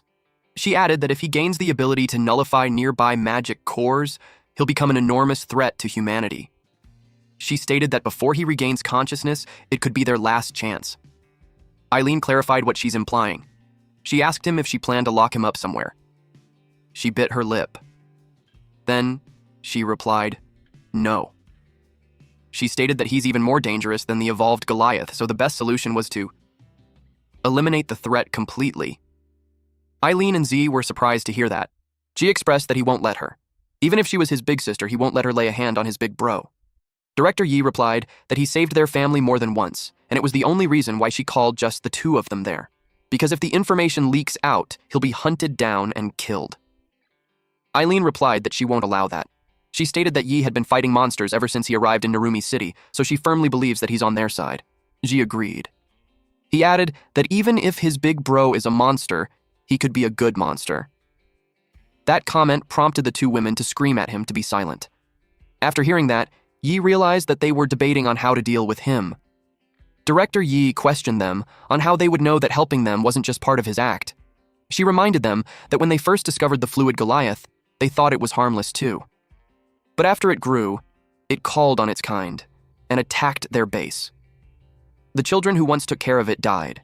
Even though it was raised by humans, it destroyed the second largest stronghold outside Narumi City. So she concluded that if they let Yi live and he turns out to be their enemy, tens of thousands of lives in the city would be wiped out just because they hesitated. She insists that he's a monster. Eileen recalled their time together, especially during dangerous times. And during those times, Yi had trusted her. Yi even volunteered to go out on a rescue mission, which made Eileen certain that Yi won't turn on them. She dared Director Yi to do it, but Director Yi just looked down. She eventually pressed the button, and the machine with a pointy needle on top of Yi started to move. It was charging. Director Yi could recall how Yi opened the gate even if it was suicide. Yi happily volunteered to do it. She acknowledges that he saved her life. But remembering the kid fluid Goliath, and how its innocence was a facade, made her biased on her decision since Yi wasn't human, even though he saved her. She wondered if she could really trust him. The machine lit up. Her hand, which was holding the remote, had trembled. Eileen reminded her that Yi helped Ju defeat Tony at the tournament. He also held the wall when they were surrounded by monsters. And when everyone opposed going to the research lab, he was the one who rescued her. She acknowledges that Director Yi was afraid that he might one day become their enemy, but without him, she wouldn't have been alive to speak her doubts. Eileen added that the Director Yi she knew never asks for advice once she made up her mind. So, if she really wanted him dead, there was no reason for her to tell them. She urged her to just admit it. That deep down, she doesn't want to kill him either. She begged her not to do it. She looked down on the remote. She carefully thought about it. Then she tosses the remote. The machine stopped. Zhou was relieved. Eileen lets out the breath she was holding. They were all surprised when they heard Yi thanked them. He got up and thanked them for choosing to trust him. Eileen asked him when he was awake. He replied that he woke up when they started arguing. The ice on his body started to fall, and it revealed that he was naked. He watched Director Yi, but she couldn't look him in the eyes. Then he stated that he can't explain everything now, but begged them to believe in him. He promised never to betray their trust. Eileen reminded everyone that no one can know what was hidden in Yi's body. So from then on, all four of them are accomplices. Suddenly, her phone started ringing. She was informed that something happened, so was summoned to the hospital at once, at Narumi City Hospital. All four of them ran in the lobby. Yi was surprised at what he saw. Gravely injured people were on the lobby floor. An injured one promised his colleague that he'll find someone to change his dressing, so he should just hold on. The man complained that there's no one taking good care of them. Eileen was furious to find the slaughter squad wounded, and they were all in the lobby. She wondered where the medics were. Someone came out of the room and yelled for the medic. The man, who only had a scratch on his face, complained that it was still bleeding, and it hurts like hell. The nurse promised to treat him right away. Then the nurse politely told him to lie down, but the man was rude. Inside the room, there were four men who were playing cards. Yi realized that all the medics were tending to the military. He wondered if they were just going to let those injured slaughter squad members bleed out. Someone called out to Vice Captain Eileen and Director Zhang. Yi whipped his head towards the voice's direction. A military man grabbed the collar of a slaughter squad member who lost both of his arms and a leg. The man scolded him for using the supplies. The military stated that all medical equipment was under military jurisdiction and distribution was managed by the city defense forces. The scene infuriated Yi to the point that his nerves protruded. Director Yi yelled that those supplies were provided by the Zhang family to support the extermination squad. The military didn't care where they came from. They argued that since the supplies were here, the city defense forces had the right to requisition them. He seized everything. The injured man cursed at them. He bit down on his bandage and ripped it off. Then he pointed a knife at the soldiers, ready to fight to the death. The military man couldn't believe he dared to do that. Yi suddenly appeared behind him. Without wasting a second, Yi threw a punch. The soldier slammed into the wall with terrifying force and coughed up blood. The other soldier holding the box of medical supplies froze in shock. Yi stepped in front of him and took the box from his hands. He then handed it to the injured man. The soldier with the bruised cheek accused Yi of trying to rebel. Yi calmly replied that he wasn't even part of the extermination squad. He said he was just a passerby who didn't like the man's face. A giant snake ape arm shot out toward him. Unexpectedly, someone grabbed Yi's arm. Yi was stunned. It was a massive soldier from the military. He was Major General Tabit of the City Defense Forces. With brutal strength, he snapped Yi's arm. The system immediately detected a comminuted fracture. Then Major General Tabit seized Yi by the neck and slammed him to the ground. Eileen rushed forward, but Director Yi blocked her and warned her not to act. This was a trap. If anyone from the squad struck back, it would all explode. Major General Tabit announced that assaulting an on-duty soldier in a military-controlled zone was insurrection. Yi was officially under arrest. Yi clenched his teeth and endured. Meanwhile, at the Narumi City Highest Defense Council, officials discussed the latest status of the city. 2/3 of the developed districts had been damaged. Extermination squad casualties exceeded 50%. One man slammed the table and ordered the report to stop. It was Rhodes. He said they already knew the numbers and refused to waste time. The Abyss crisis was over. So he proposed resuming the selection tournament. Silence filled the screens. Rhodes knew the squad's heavy losses created the perfect chance to embed city defense personnel into their ranks and control them from the ground up. Corey's expression darkened. Rhodes ordered round 2 to be scheduled for tomorrow. Haley was shocked. She objected, saying many competitors were still injured and awaiting treatment, and none of the military representatives had even gone to the front lines. She questioned his decision. Rhodes answered her with a cold glare. Corey stopped her. She tried to speak again, but he cut her off and told her to stop. With no one else objecting, Rhodes announced that the next round would be handled by the city defense forces. Major General Tabit would serve as the examiner for round 2. At the same time, Major General Tabit publicly spoke about his humiliated pupil, Tony, to all of Narumi City. He knew Yi was responsible. He dragged Yi into a military prison interrogation room and hung him upside down. 2 other men were tied up on either side of him. He stayed silent, staring coldly at Tabit. Tabit told his subordinates that he didn't want these people appearing in the tournament again. Yi noticed something strange. Every person brought in was a contestant with no ties to the 4 great families. The contestants began trembling as soldiers carrying Morgensterns stepped closer. Each of them wore a disturbing grin. Yi spoke up to get their attention. They snapped their heads toward him. He mocked them, telling them to untie him if they had the guts. He claimed he could take all of them alone. With his undying trait, Yi could recover quickly, but the other injured contestants could actually be beaten to death. His arrogance enraged them. They decided to start with him. They pulled him down. A punch slammed into Yi's stomach, forcing blood from his mouth. Then, another soldier smashed a Morgenstern into his head. They kept hitting him. The beating was brutal and soaked in blood. After a while, one of them grabbed Yi by the hair. They laughed, amused that he was still acting fearless. The Cockroach god told Yi to let them continue. He reminded Yi that residual crystallization still lingered in his body, and that he could use it to stabilize himself again. So Yi taunted them even harder. They fell for it. Fists rained down on him from both sides. The other contestants watched in horror. They couldn't understand why Yi was risking his life for strangers like them. All they could do was silently hope he endured. Yi kept provoking them. Blood spilled from his mouth. It splattered across a guard's face. One of the guards hesitated, worried they might actually kill him. Yi lowered his head. He made an exaggerated uh-oh expression, realizing he might have scared them into stopping. So he pushed further, mocking them again. They took the bait. Suddenly, the wall was sliced apart. The sharp sound froze everyone in place. As the wall collapsed, 3 figures stepped through the dust. It was Commander Corey, along with Haley and Eileen. They were stunned when they saw the commander. Eileen immediately demanded that everyone be released. A slow clap echoed through the room. It was Major General Tabit. He praised Commander Corey, calling him the strongest awakener, and said that with a single strike, he had broken through the prison's 36-layer alloy gate. Tabit added that people outside liked to accuse the city defense forces of being arrogant and overbearing. From his point of view, the extermination squad wasn't much better. He claimed these people had assaulted soldiers and shown signs of sedition, making their arrests lawful and justified. He asked whether the commander had come to demand an explanation. Commander Corey only responded with a cold stare. Major General Tabit casually draped an arm over Corey's shoulder and said the interrogation was finished. It had all been a misunderstanding. As a courtesy, he said, Commander Corey was free to take them away. Eileen and Haley remained on guard. Tabit turned as if to leave. Then he announced that he would be the examiner for the next round of the selection tournament. He said he had memorized all their faces. He would be waiting for them tomorrow. Especially Yi. That night, at the Research Institute inside the city. After the confrontation, all injured extermination squad members were transferred to temporary wards set up inside the institute. Eileen organized the supplies. She told me to stack the extra medicine that wouldn't fit. Then she sensed something was wrong. When she turned her head, she realized Yi wasn't in his bed. An injured man told her he had just seen Yi head up to the rooftop. A heavy punch slammed into a punching bag. It was Yi venting his anger. Eileen watched him from a distance.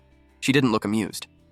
As he threw punch after punch, Yi ranted about how the extermination squad was treated like an enemy, even though they were humanity's last hope. They risked their lives to protect the city, only to be cast aside like trash. He said research on Goliath could help awakeners grow stronger, yet the higher-ups would rather let monsters destroy the institute than allow those findings to be brought back. Then he complained about the selection tournament. It was meant to find strong awakeners to rebuild the squad and reclaim what they lost. But instead, it had become a playground for the great families. His anger boiled over. Eileen suddenly stopped his fist. Yi turned toward her. His expression shifted, a hint of concern flashing across his face. Eileen stepped closer and kissed him on the cheek. His face instantly turned red. He staggered back, stunned. He couldn't believe she had kissed him. She asked if he felt calmer now. He nodded. Our boy's weakness was just freaking exposed. Then she invited him out for a drink. He simply said, okay. Yi pulled on his shirt and followed her, at a tavern called Whiskey Bar. The place was simple and quiet. Yi's cheeks were flushed. His mind drifted back to what happened earlier. He wondered if she liked him. When he thought about the possibility that she might invite him back to her place later, his face turned even redder. He even considered saying yes. Suddenly Eileen, her own cheeks flushed, smacked him on the head and scolded him for daydreaming. She asked if he even heard what she had just said. Yi said he heard her. She told him to do exactly as she said. That was when she told him to withdraw from the tournament tomorrow. He nodded and agreed without really processing it. When the words finally sank in, he froze. He asked her why. Eileen immediately realized he hadn't been listening at all. She explained that the military had always wanted to be Narumi's only armed force. This time, they had installed their own examiner, and their plan was simple: to torture Yi and anyone trying to join the extermination squad until they were no longer able to compete. Their real goal was to swallow the entire squad. Yi said that was exactly why he couldn't back out. Eileen slammed her drink onto the table. She was clearly annoyed that he still didn't understand. She said the extermination squad had no chance. If they didn't resist, the military would slowly devour them on their own terms. But the moment they fought back, they would be labeled as rebels and wiped out. Yi fell silent. The night grew deeper. Soon, only the two of them remained in the bar. Eileen rested her head on the table, half asleep, mumbling softly. She told Yi that now he had strength, he might as well leave this place and live a better life. Yi simply watched her. He thought about leaving Narumi. He took a sip of his drink and was startled by how bitter it was. Someone asked if he had never tried it before. Yi looked up and froze. It was Chief Commander Corey. Eileen mumbled that back at the post. Only the leaders ever got to drink stuff like that. The bartender asked for the commander's order. Chief Commander Corey requested his usual bottle. Yi asked him if he thought the squad still had hope. Instead of answering directly, Commander Corey asked Yi how life in Narumi felt to him. Yi replied that it felt nostalgic, like how things were before the world ended. Commander Corey said the extermination squad existed to bring that kind of life back to everyone. And until that ideal became real, there would always be people who believed in it and were willing to stand for it. He asked Yi if he was one of those people. Yi answered yes without hesitation. Commander Corey smiled. His drink then arrived. He told the bartender to put the bottle on their tab and walked away. Yi muttered that the old man had just come to freeload.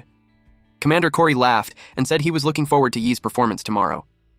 The next day, inside the stadium, the host addressed the brave citizens of Narumi and announced that under the leadership of the great speaker Raz Olaf, they had once again defeated the monsters threatening the city. In that moment of celebration, the long-awaited selection tournament officially began. The crowd erupted with excitement. The host introduced the examiner for round 2, and as expected, it was none other than Tabit. After the introduction, Tabit suddenly kicked the host off the stage. The crowd gasped in shock. Everyone recognized him. Tabit announced that he was a soldier and didn't care for pointless chatter. He said the rules were simple. If they lasted 3 minutes on the field, they passed. Then, this egghead asked who will go first. He asked them to come. We then saw our MC, and he was seated beside Yao. She looked shocked to see Tabit. Yi asked if she knew him. Yao replied that Tabit used to be their class instructor.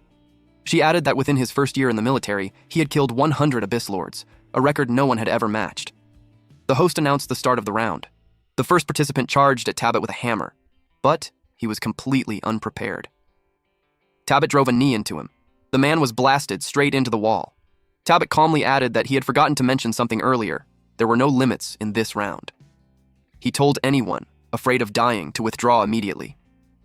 The crowd grew uneasy. Murmurs spread as people realized how brutal this was supposed to be. They had thought this round was meant to showcase skills. They had never seen an examiner fight with killing intent. The next contestant was called. Everyone was stunned when the man immediately ran in the opposite direction. He had barely escaped yesterday. The arena was large, so he planned to run and survive for 3 minutes. But then, Tabit erased the distance instantly. He appeared behind the man and slammed him into the ground. Yi was shocked. Despite Tabit's massive build, his speed was terrifying. He covered 10 strides in a blink. With no terrain to use, Yi knew running or dodging wouldn't work. The next contestant stepped forward. The man had mechanical arms and threw a punch at Tabit. The host excitedly announced that someone had finally landed a hit. Tabit didn't even move. As expected of a Zhang family candidate, Tabit looked amused. A few seconds later, the attacker screamed. His arm shattered. She was confused. He had no idea what just happened. Yao explained Tabit's ability. Any damage dealt to his body was reflected back onto the attacker. Yi finally understood how he had been injured before. She asked what they were supposed to do if they couldn't hurt him or outrun him. The next contestant entered the field. He saluted the Major General. Tabit looked at him. Then he announced that the man had passed. The entire arena froze. Yi and Yao both frowned deeply. Someone in the crowd shouted that it was blatant favoritism. The man beside him hurriedly silenced him, asking if he wanted to die. The military brass was sitting right there. When several officers glared in his direction, the man immediately pretended to clap. Soon, the arena filled with thunderous applause. Yi clenched his teeth. After a while, the participants were carried away on stretchers. On one side, every contestant hoping to join the extermination squad was targeted. One after another, they were hauled off with severe injuries. On the other side, the military's candidates stood relaxed and unharmed. The remaining extermination squad candidates were filled with anxiety. Then someone stepped forward and announced that this was their final chance. It was Rhodes. He asked who among them still wished to join the city defense forces. The contestants were cornered. One of them felt he had no other option. He dropped to his knees and kissed Rhodes's boot, pleasing him. The soldiers laughed and mocked him, saying he wagged his tail like a dog. Another contestant shouted at them to stop. That was the end for him. Rhodes shot him a cold glare. In the next instant, blood splattered across the field. Tabit walked away, leaving the contestant beaten and bleeding. Soon after, contestant number 21 was called. It was Yao. The soldiers watched her as she stepped forward. One of them asked his companion if it was really her. They called her a traitor. Before she entered the field, Yi quietly warned her to be careful. He told her that if she couldn't hold out, she shouldn't force it. She had no intention of surrendering. Tabit looked amused when he saw her. He hadn't expected her to dare face him. Yao tightened her grip on her weapon. The host announced the start, and the timer began. She activated her skill immediately. Sky Veil. Wrath of Thunder. She was stunned by how fast she cast it. Yi realized that from the moment she stepped onto the field, she had already begun charging. The host was thrilled by the unexpected opening. Everyone wondered how she planned to deal with Tabit's damage reflection, but to their shock, nothing happened to her. Tabit quickly understood why. As long as her attack didn't make direct contact with his body, the reflection wouldn't activate. Tabit began to move. The host wondered if Yao could unleash another strike of that level. But an attack like that alone wouldn't be enough to bring Tabit down. It seemed like she was out of options. Then, Tabit suddenly froze. Electricity surged up from the blood beneath his feet. His body stiffened as paralysis spread through him. Yao had known he would assume she was charging another thunderstrike. That was exactly what she wanted. The ground was soaked with the blood of the contestants Tabit had crushed earlier. She had woven lingering lightning into that blood as a delayed trigger. It was her real follow-up attack. No one expected Yao to layer her strategy like that. Even Tabit sensed how powerful the paralysis was. Yao didn't need to defeat him. She only had to survive for 2 more minutes. Yao and Tabit faced each other from a distance. Faint blue energy surrounded Yao, while Tabit stood rooted in cracked ground, red power spreading beneath his feet. Blood stained the field between them. The host announced that Yao's tactic had succeeded. Examiner Tabit was trapped. Tabit struggled, trying to break free. Yao told him that her victory was built on every contestant he had tortured before her. Their blood, combined with her lightning, had formed the cage trapping him. Even with the strength of a squad captain, she warned him not to think he could escape so easily. She was confident. Even if he broke free from the restraints, she knew she could handle him. Tabit said there was something he had always wanted to ask her face to face. She was already a member of the elite squad, with a brighter future than any of her peers, and yet, she chose to betray them. He asked why. Yao thought talking would only waste time, and that worked in her favor. So, she helped him remember what he had done. She recalled a moment from her time at the recruit training ground. She had told the other trainees to stop wasting time and come at her all at once. The men were offended by her words. Feeling insulted, they charged her together. One of them froze when a foot suddenly flashed in front of his face. It belonged to a red-haired woman. It was Yao's close friend, Shen Kei. Yao's eyes widened as Kei joined the fight.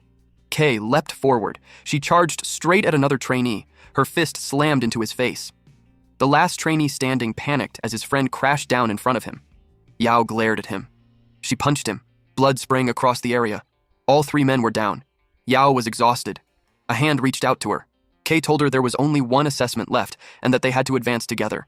She smiled. Yao took her hand. Rain poured during the final assessment. They stood at the center of the arena. Yao felt her heart sink when she realized they had been matched as opponents for the final test to enter the elite squad. Tabit watched them closely. Then, he announced the start.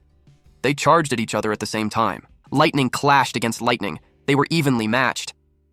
The woman suddenly grabbed Yao by the shoulder. She tried to shove her down, and Yao realized too late that the woman was faster. She knew she was about to lose.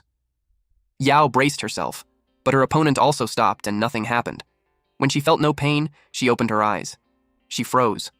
The red-haired woman was kneeling on the ground. She admitted defeat. Apparently, she had let Yao win on purpose. Tabit watched the scene from afar, his expression dark. He stepped forward and threw a gun onto the ground between them. Both women stared at it in confusion. Tabit said he had forgotten to mention one rule.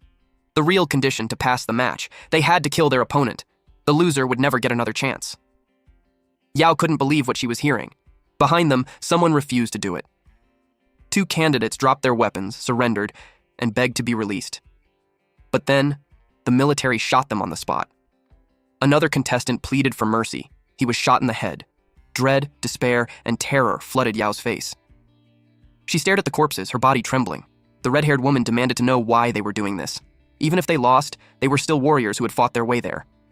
Tabit coldly replied that they could either obey orders or die. Yao knew she could never harm the red-haired woman. The soldiers surrounded them and began the countdown. Someone reached down and picked up the gun. Yao froze when she realized it was the red-haired woman. She looked at Yao with a gentle, tender smile. Yao felt betrayed, but she accepted it. She thought this was for the best. The red-haired woman deserved to live, and even if Yao wanted to, she knew she would never have the courage to pull the trigger herself. Then the woman raised the gun and pointed it at her own head. She told Yao to live on. Yao watched as she pulled the trigger. Blood splattered across Yao's face. They were supposed to move forward together. Tabit let out a sigh. He said he was disappointed that Yao was the one who survived. The memory faded. Back in the present, Yao's emotions surged. She accused Tabit of destroying the most precious person in her life. He had forced such a cruel rule, one that made him worse than the monsters they fought. And now, she would take revenge with her own hands. Yao gathered blue energy. Lightning crackled around her body as she tightened her grip on her weapon. Her eyes burned with focus and hatred as she locked onto Tabit. She lifted her weapon. Blue lightning surged up her arm, power exploding outward in a violent burst. Cracks spread along her arm as the energy flooded through it. Lightning ripped through her skin while raw power erupted around her. She stood at the center of the storm, arm raised high as blue lightning radiated in all directions. Energy roared around her body as she unleashed it. Soul beast resonance. Her face twisted with fury. Blue lightning wrapped around her frame, her eyes glowing white as she bared her teeth, completely consumed by power. A massive wave of blue energy tore across the stadium. Lightning shredded the air as it rushed toward Tabit, wrapped in a red aura.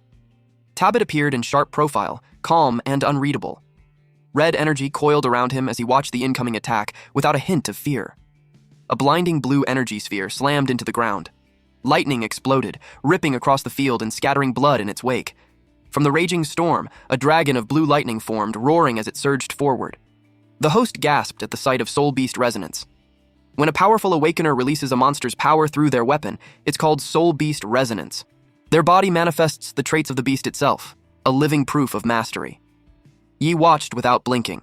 Zhu stared in awe. At the VIP section, Eileen walked toward Commander Corey. She was stunned to learn that Yao's staff was forged from the remains of the Thunder Serpent Kulkulan, the Lord Beast of a B-rank abyss. Commander Corey said that Yao could already fully invoke resonance, meaning her crystal and weapon were in perfect sync. He admitted that even he wouldn't walk away unscathed if he took that attack head-on. If it landed, Tabit would be injured.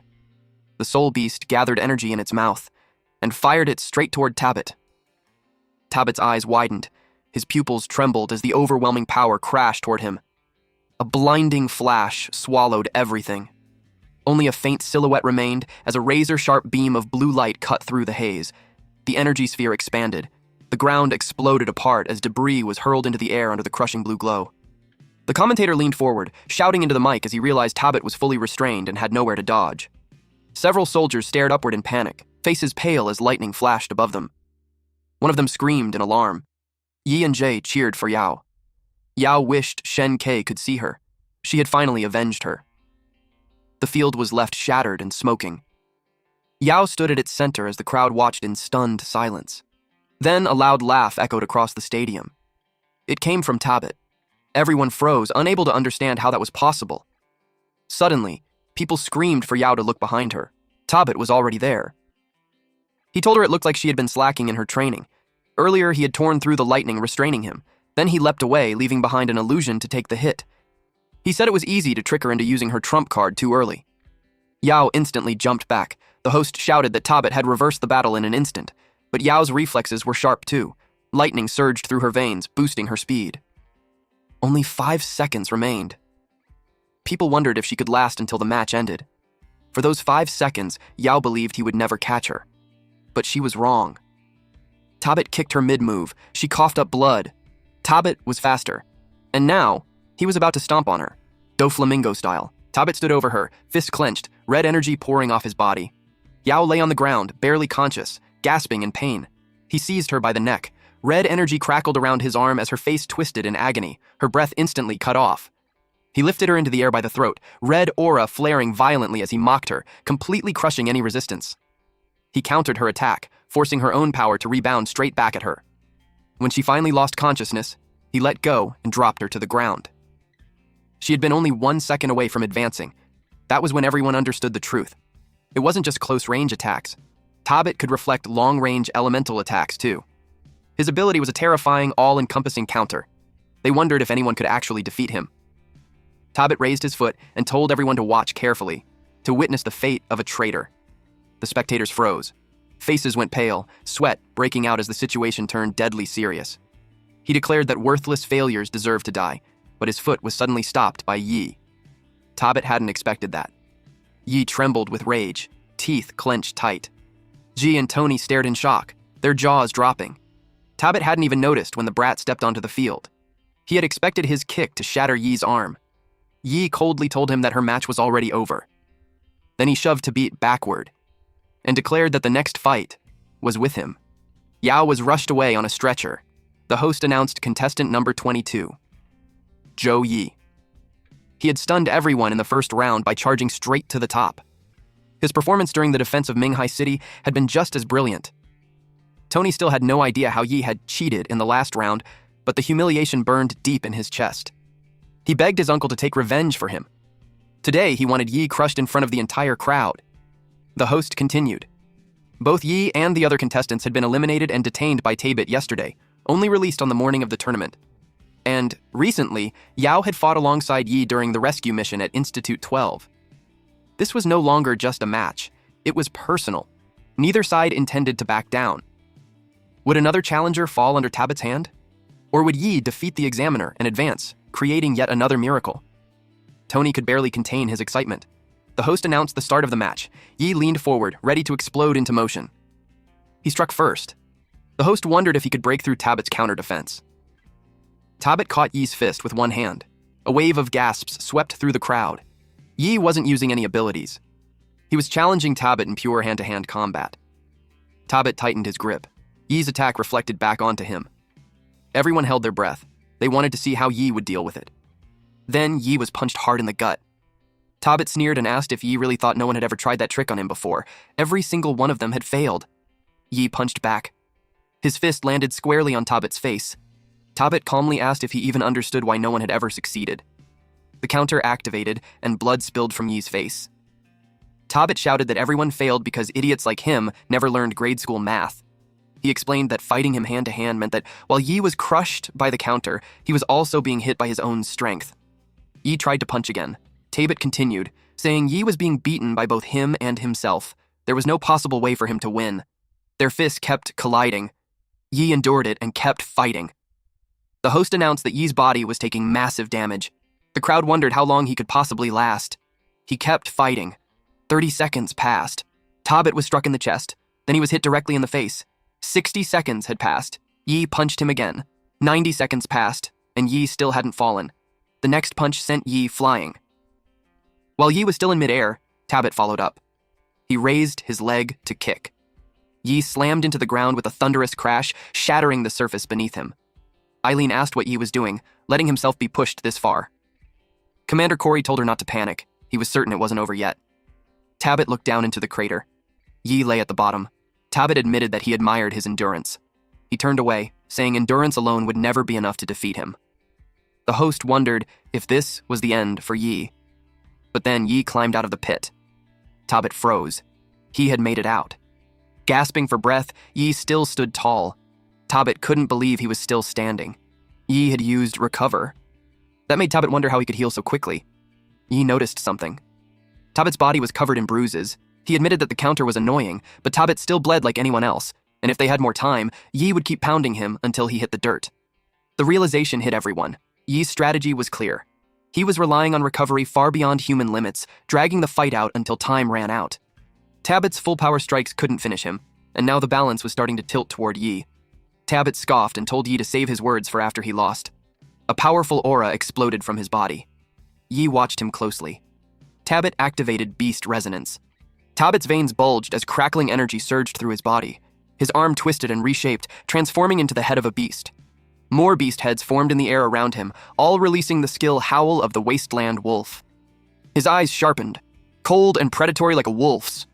Yi hadn't expected this. The host announced that Yi had pushed Tabit into a corner. As everyone knew, Major Tabit possessed captain-level strength, but this was the first time he had ever unleashed Beast Resonance in public.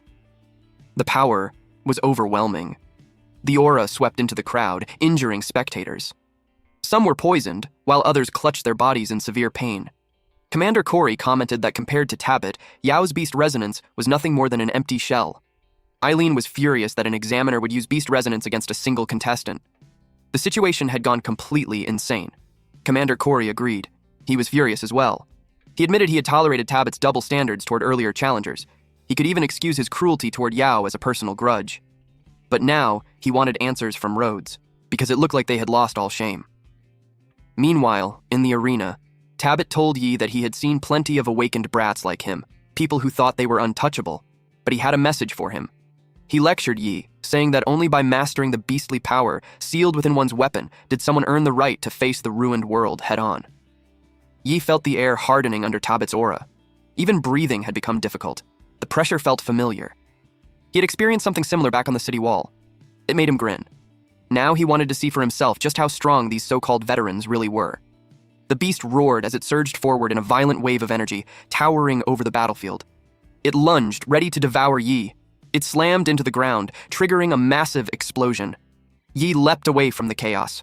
But it was too fast. He activated dynamic vision. Even with enhanced sight, he could barely track its movements. Two beasts charged at him. Yi ran as fast as he could.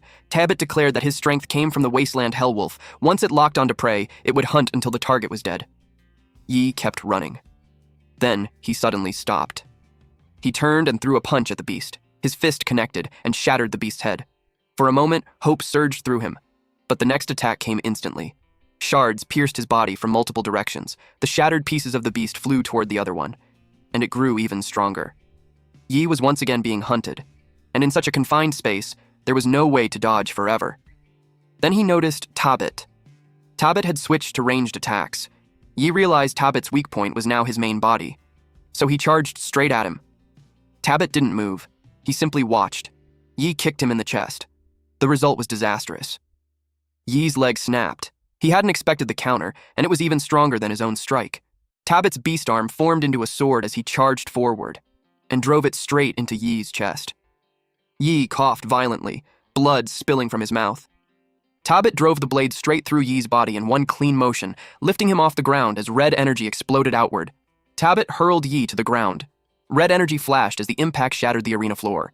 He said that, like all the fools before him, Yi thought simple tricks could beat him. But after resonance, his power increased tenfold.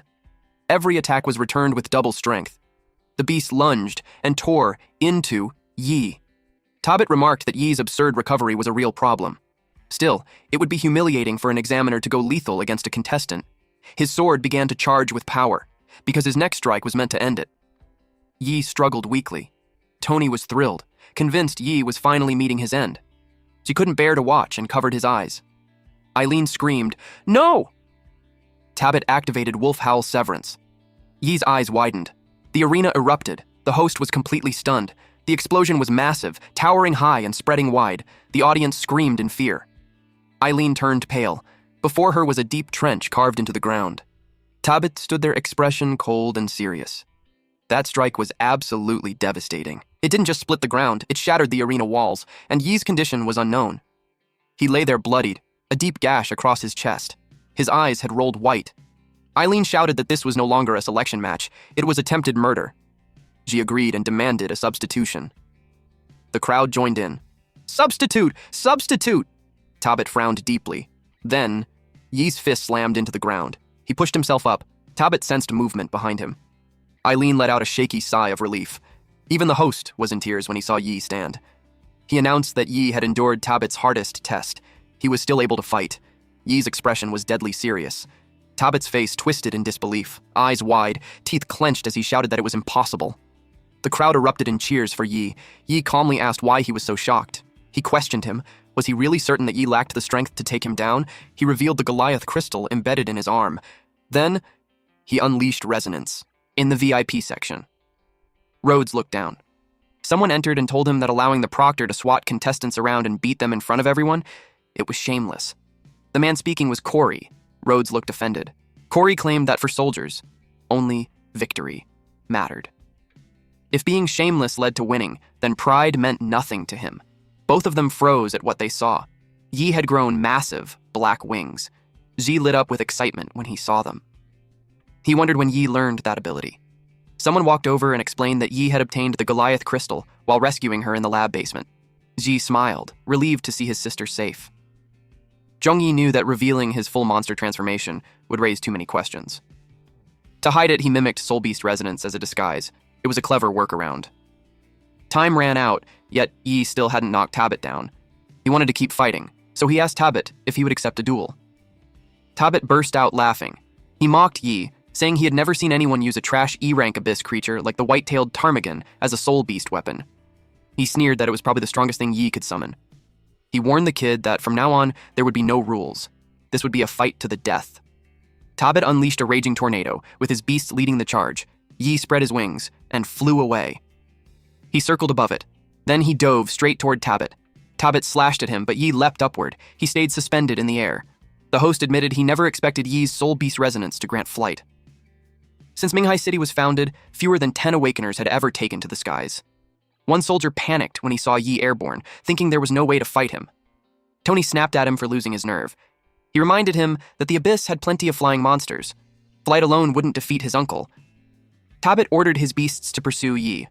They surrounded him. Yi grinned. He grabbed both beasts and hurled them away, straight toward Tony and the other soldiers. Tony shouted, "What the hell?" just before the explosion. He crashed to the ground, badly injured.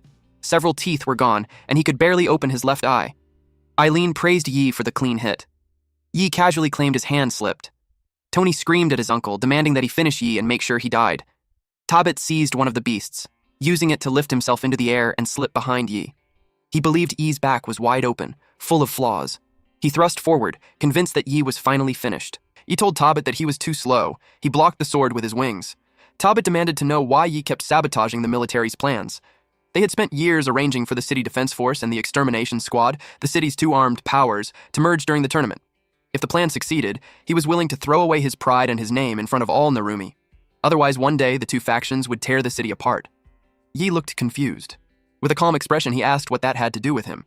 He simply couldn't stand what was happening, so he wanted a fair examiner. That was his only reason.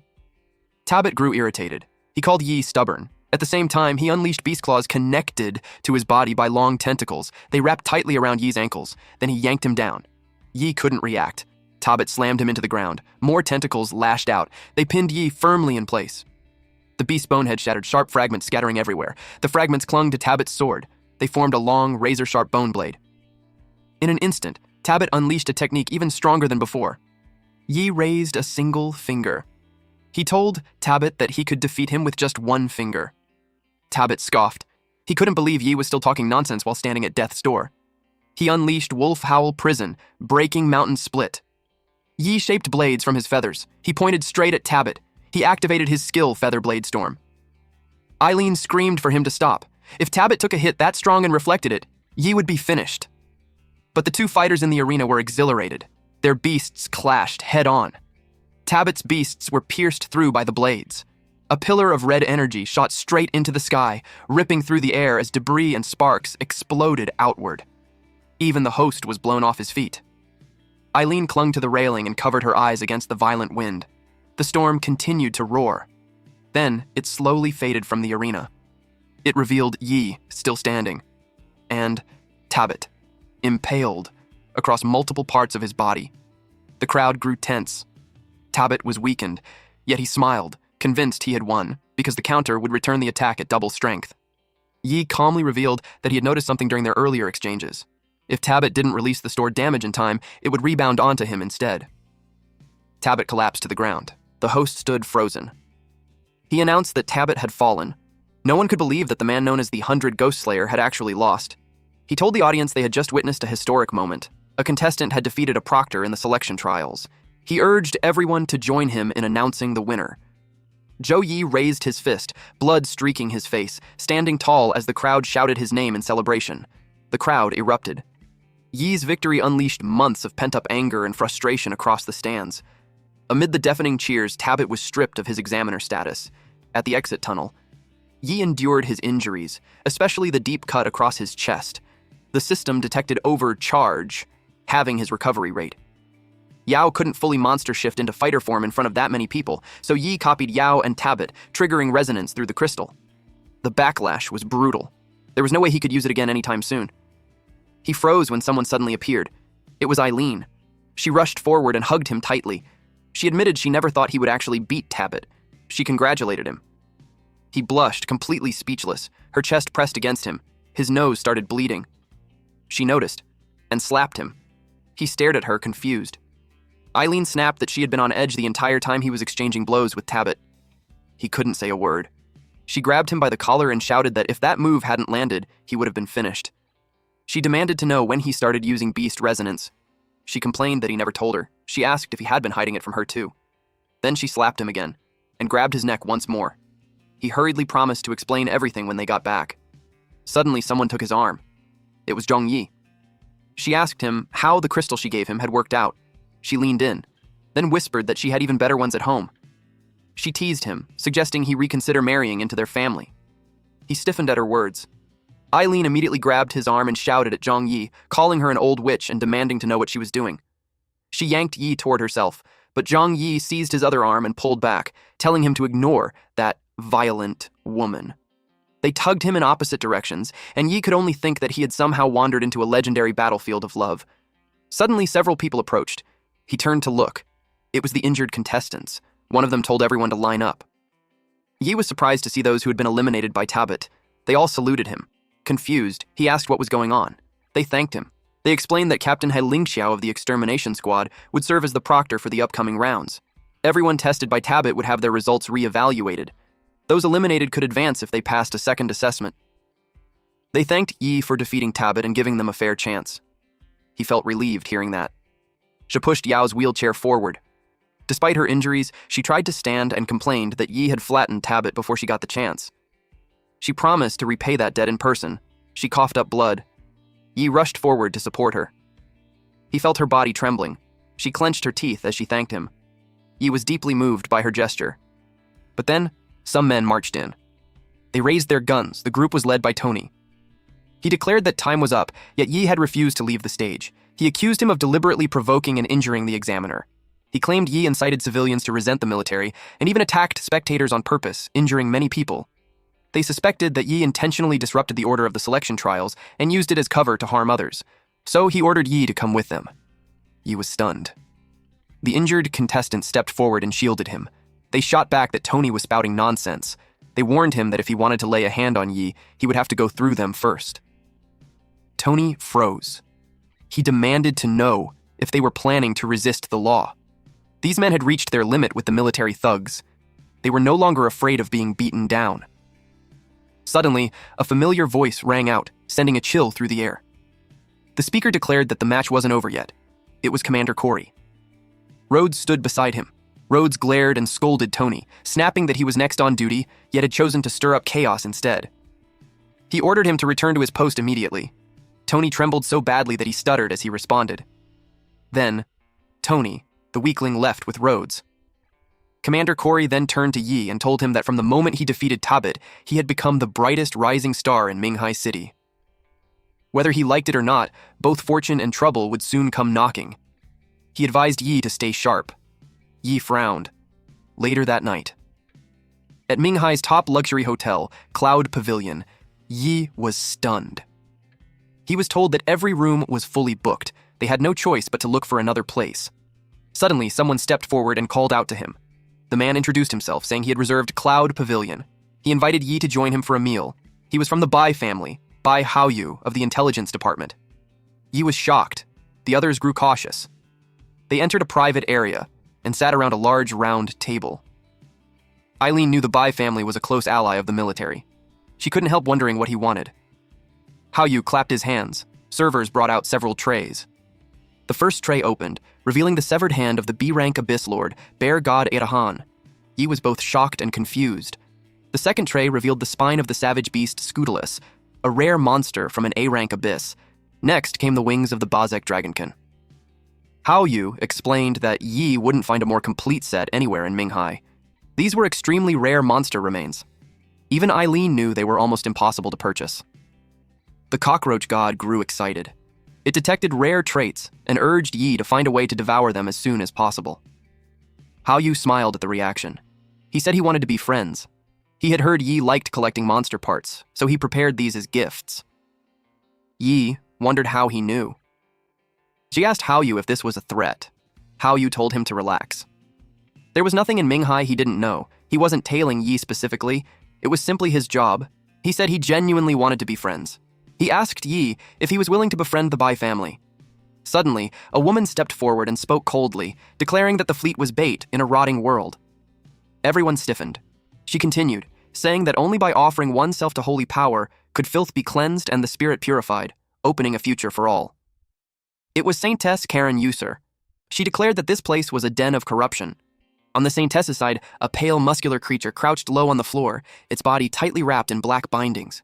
It crawled toward the tray. Saintess Karen glanced at the bear paw and recoiled, clearly unwilling to touch it. She gestured for her aide to step forward. Deep down, Hao Yu felt irritated by her need to show off yet again. Yi was confused when she suddenly approached him. She reached out, then pulled his face against her chest.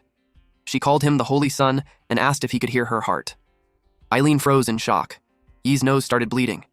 He stammered, asking what she meant by Holy Sun. Eileen grabbed his hoodie and yanked him away, demanding to know how long he planned to keep hugging her. Saintess Karen calmly explained that the church's prophecy foretold the arrival of a holy sun, one who would bear sacred power and lead the world out of suffering. She said the Holy Sun and Holy Maiden would share a single mind. She was certain Yi was the savior they had awaited for years. She opened her arms, inviting him to return to the church's embrace. Millions of believers would follow his command. Eileen realized they had even fabricated a prophecy just to claim him as their leader. Another person entered the room. He remarked that this seemed to be where young people liked to gather. Saintess Karen and Hao Yu instantly grew cautious. They both greeted Rhodes politely. Rhodes spoke bluntly, saying he valued talents like Yi. He asked if Yi was interested in joining the city defense. Yi was stunned. Rhodes gestured, and a soldier brought something forward. It was a live broadcast of Tabit, kneeling and bowed, a massive axe poised at the back of his neck. Rhodes stated that Tabit was beyond saving. He had even forced the city's heroes to sleep outdoors. As an examiner, he rigged the trials in public. As a trainer, he pushed recruits to kill one another. He concluded that trash like Tabit deserved death. He handed Yi a switch. If Yi pressed the button, Tabit would die. Tabit's life now rested in Yi's hands. Eileen felt uneasy. The military was willing to discard a major general just for Yi. Yi's expression turned serious. He tossed the switch back to Rhodes. He said he didn't have a habit of killing people. Rhodes laughed. He liked Yi even more for being a decent man. He sincerely said he wanted Yi on their side. He promised to elevate him as the leader of his generation and called him the hero of Minghai City. The word hero visibly struck Yi. Eileen worried that he might be tempted. Now Yi stood at the center of attention, with all three great powers trying to claim him. Eileen reminded herself not to force her own bias onto Yi or make him reject all three at once. As long as it wasn't the military, she could accept it. Yi raised his hand. Rhodes felt confident. In his mind, Yi was about to make the correct choice. A smart man always knew what to choose. But Rhodes was mistaken. Yi performed a fist-palm salute and thanked him for the high regard. Then he said he wasn't the prodigy Rhodes imagined. He shared that before arriving in Minghai, he nearly died after encountering a monster in the wilderness. Even now, he still trembled when he remembered that gaping mouth. Because of that, he knew he didn't deserve their favor. The expressions of the three great factions hardened. Yi glanced at Eileen. She looked proud. Ji and his sister were smiling as well. Yi felt satisfied. He suggested they leave and grab some street food instead. Hao Yu and the Saintess escorted Rhodes to his car.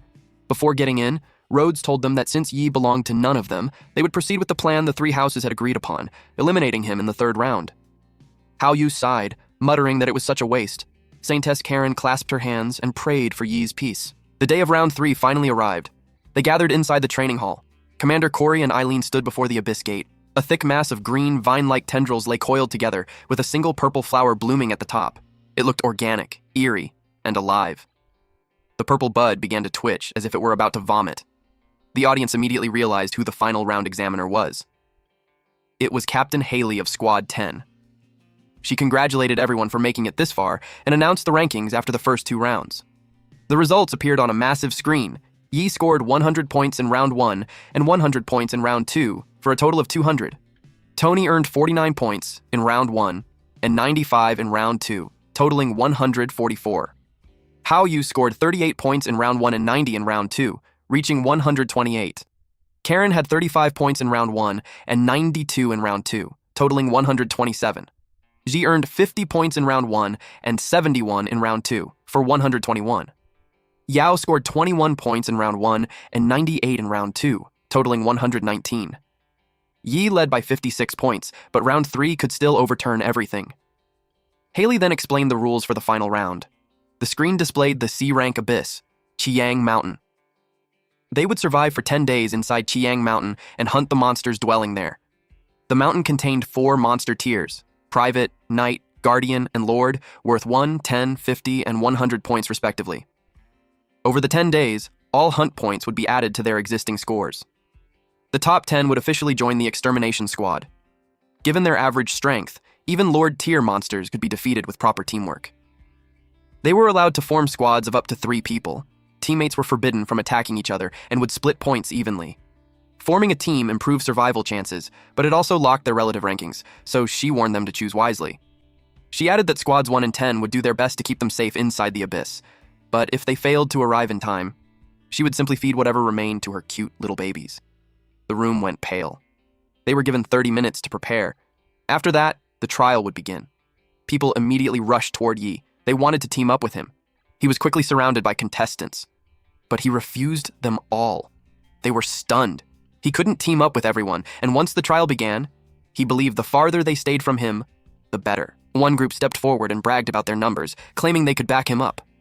But the first person who approached Yi scolded them instead. She gave Yi a thumbs up, and Yao smiled at him.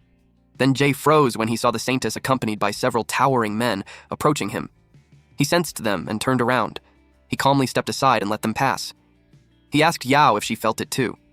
She admitted it wasn't just a feeling, she was certain. The military was determined to take the title this year. If they eliminated Yi, Tony would become the champion. Yi fell silent. On top of that, they had humiliated the military publicly in the previous round. There was no way they would let that go. Yi had expected this. After rejecting all 3 great powers that night, if they couldn't remove him outside the arena, they would definitely target him during the exam. She asked what they should do now. Nearly half the field was filled with their people. It felt like 3 against an entire mob. Yi told him not to rush. Hao Yu suddenly called out to him. Just as Hao Yu expected, the 3 of them had already formed a team. He reminded Yi that he wasn't the only one capable of soul beast resonance. He revealed that the 3 great families were prepared to unite against him, making victory impossible. He admitted that his offer of friendship had been genuine. If Yi withdrew now, the offer would still stand. Yi thanked him. But he added that he had heard no one had ever taken first place in all 3 rounds, so he wanted to be the first. Someone wearing a red cape walked past them. Yi sensed that the man's power was on par with Tabit. The man glared at Yi and accused him of being ungrateful. He said young Master Hao Yu was taking the blame from his own family just to give Yi one last chance, yet Yi still refused it. Hao Yu stopped him, saying that was enough. Since Yi insisted on walking a dead-end road all the way to the end, all he could do now was wish him luck. Yi returned his gaze without a word. The preparation time ended. The contestants were instructed to check their monitoring bands and confirm they were functioning properly. After that, they were to enter in order based on their squad's total scores. Round 3 of the selection trials officially began. Yi, Yao, and Zhe entered first. Someone suddenly shouted, "Hey!" Yi turned his head. It was Tony. Tony silently mouthed the words, "You're dead." Yi immediately understood that they were now everyone's target. He told Yao and Jay that once they entered, they would stick to the plan and find a hideout first. He believed a mountain that vast would be impossible to fully sweep in a short time. They stepped into the portal and arrived inside the Qiang mountain abyss. The next batch of contestants followed. They were the representatives of the 3 great families. Tony gathered his men and confirmed everyone was present. The combined forces of the 3 families lined up as he spoke. He warned them that Yi was not easy to deal with and that they had to go all out. This operation would determine which of the 3 houses stood on top. Any grudges would be settled after Yi was eliminated. Until then, no one was allowed to steal monster points. He ordered them to begin the hunt for Yi. One of the military members activated trial-seeking tree roots. At the same time, a man pulled back his hood, revealing pointed ears. He pressed them against the ground and listened while Hao Yu's forces spread out. A member of the Saintess's faction activated blood-forged tracking. He declared that sinners could never hide. He dripped blood into a strange dish and used it as a compass. Tony was confident. With the combined tracking techniques of the 3 houses, Yi would not escape. He expected to find him quickly. Suddenly, one of the military men stiffened. Through his vines, he detected Yi. Tony immediately demanded his location. The man reported frantically that Yi seemed to be right nearby. Tony was stunned. A voice spoke from above. Tony looked up. Yi was sitting casually on a tree branch. He revealed himself openly, staring down at them like fools. The representatives of the 3 families were shocked. Tony exploded in rage. He shouted that Yi had the nerve to taunt them instead of hiding. He ordered everyone to attack and kill him. Yi remained where he was, calmly waiting. A grin spread across his face. Then came the explosion. From a distance, Ji and Yao saw it happen. They worried about Yi. But everything was unfolding exactly as planned. Not long ago. Yi knew they were clearly planning to eliminate them inside the abyss, so he told his teammates to split up and head in different directions while he stayed behind to hold the enemy off. She panicked at the idea of Yi going alone, but Yi insisted they follow his orders. Against the three great houses, whether it was one of him or all three together made no difference. While he drew their attention, he wanted the other two to farm points. Someone killed a bird-like monster. It was Jay. Tears streamed down his face as he admitted he never expected Yi to risk his own score just to fight the three great houses head-on and leave them a chance at the title. He swore to follow Yi for life. Others nearby were moved to tears as well. They admired Yi for what he had done.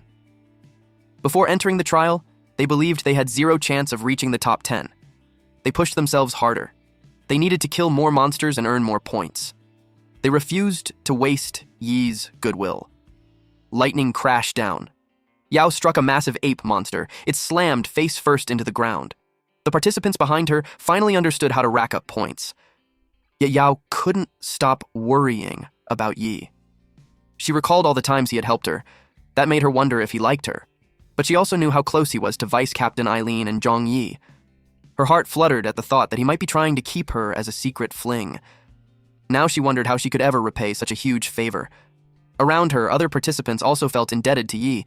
They hadn't even spoken to him yet. One woman even thought about offering herself as repayment and wondered if Yi already had a girlfriend. Yao overheard them. She snapped at them, telling them to focus on the fight. They stared at her, confused by her sudden reaction. Meanwhile, someone was moving at high speed. It was Yi.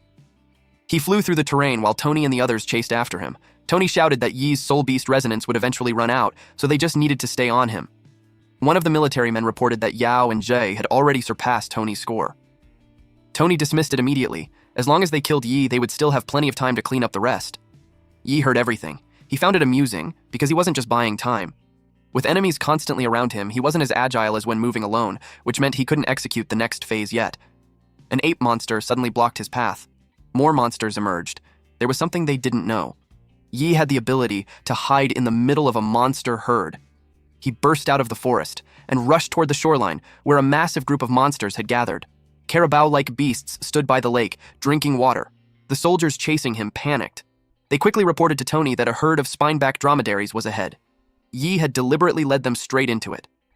Tony grew irritated, annoyed by his men's fear. He reminded them they had the advantage in numbers. Yi transformed, taking on a serpent ape form covered in thick fur with a heavy horn spike. He slipped seamlessly into the herd.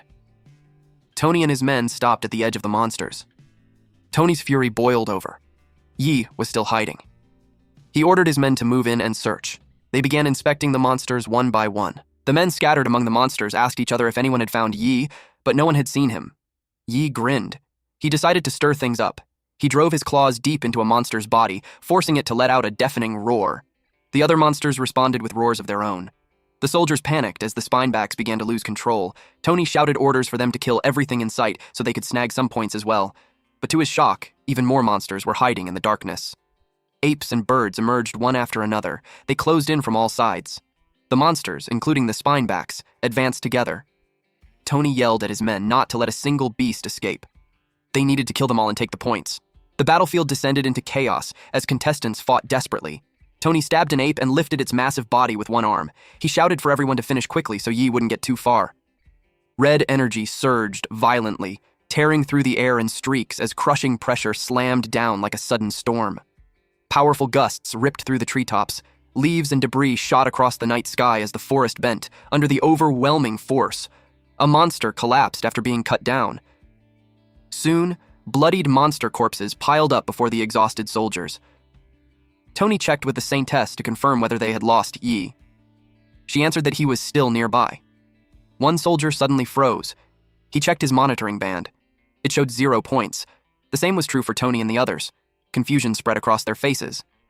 Then, they saw the rankings. The current top scorer was Yi, with 723 points.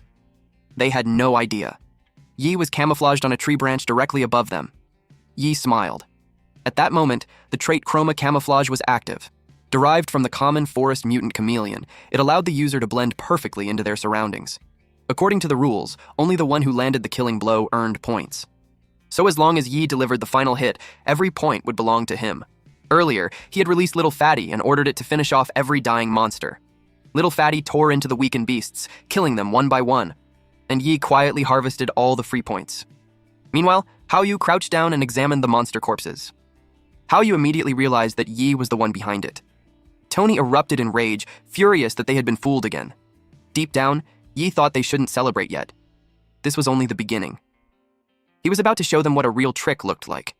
He threw something into the lake. A massive splash exploded across the surface. Everyone froze.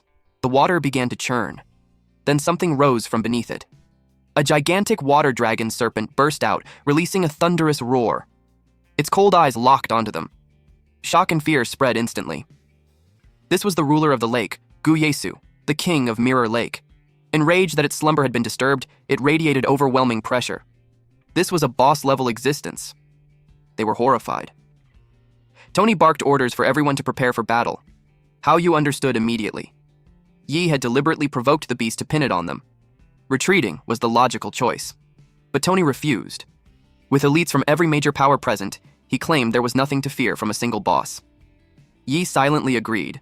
He wanted them to keep attacking it.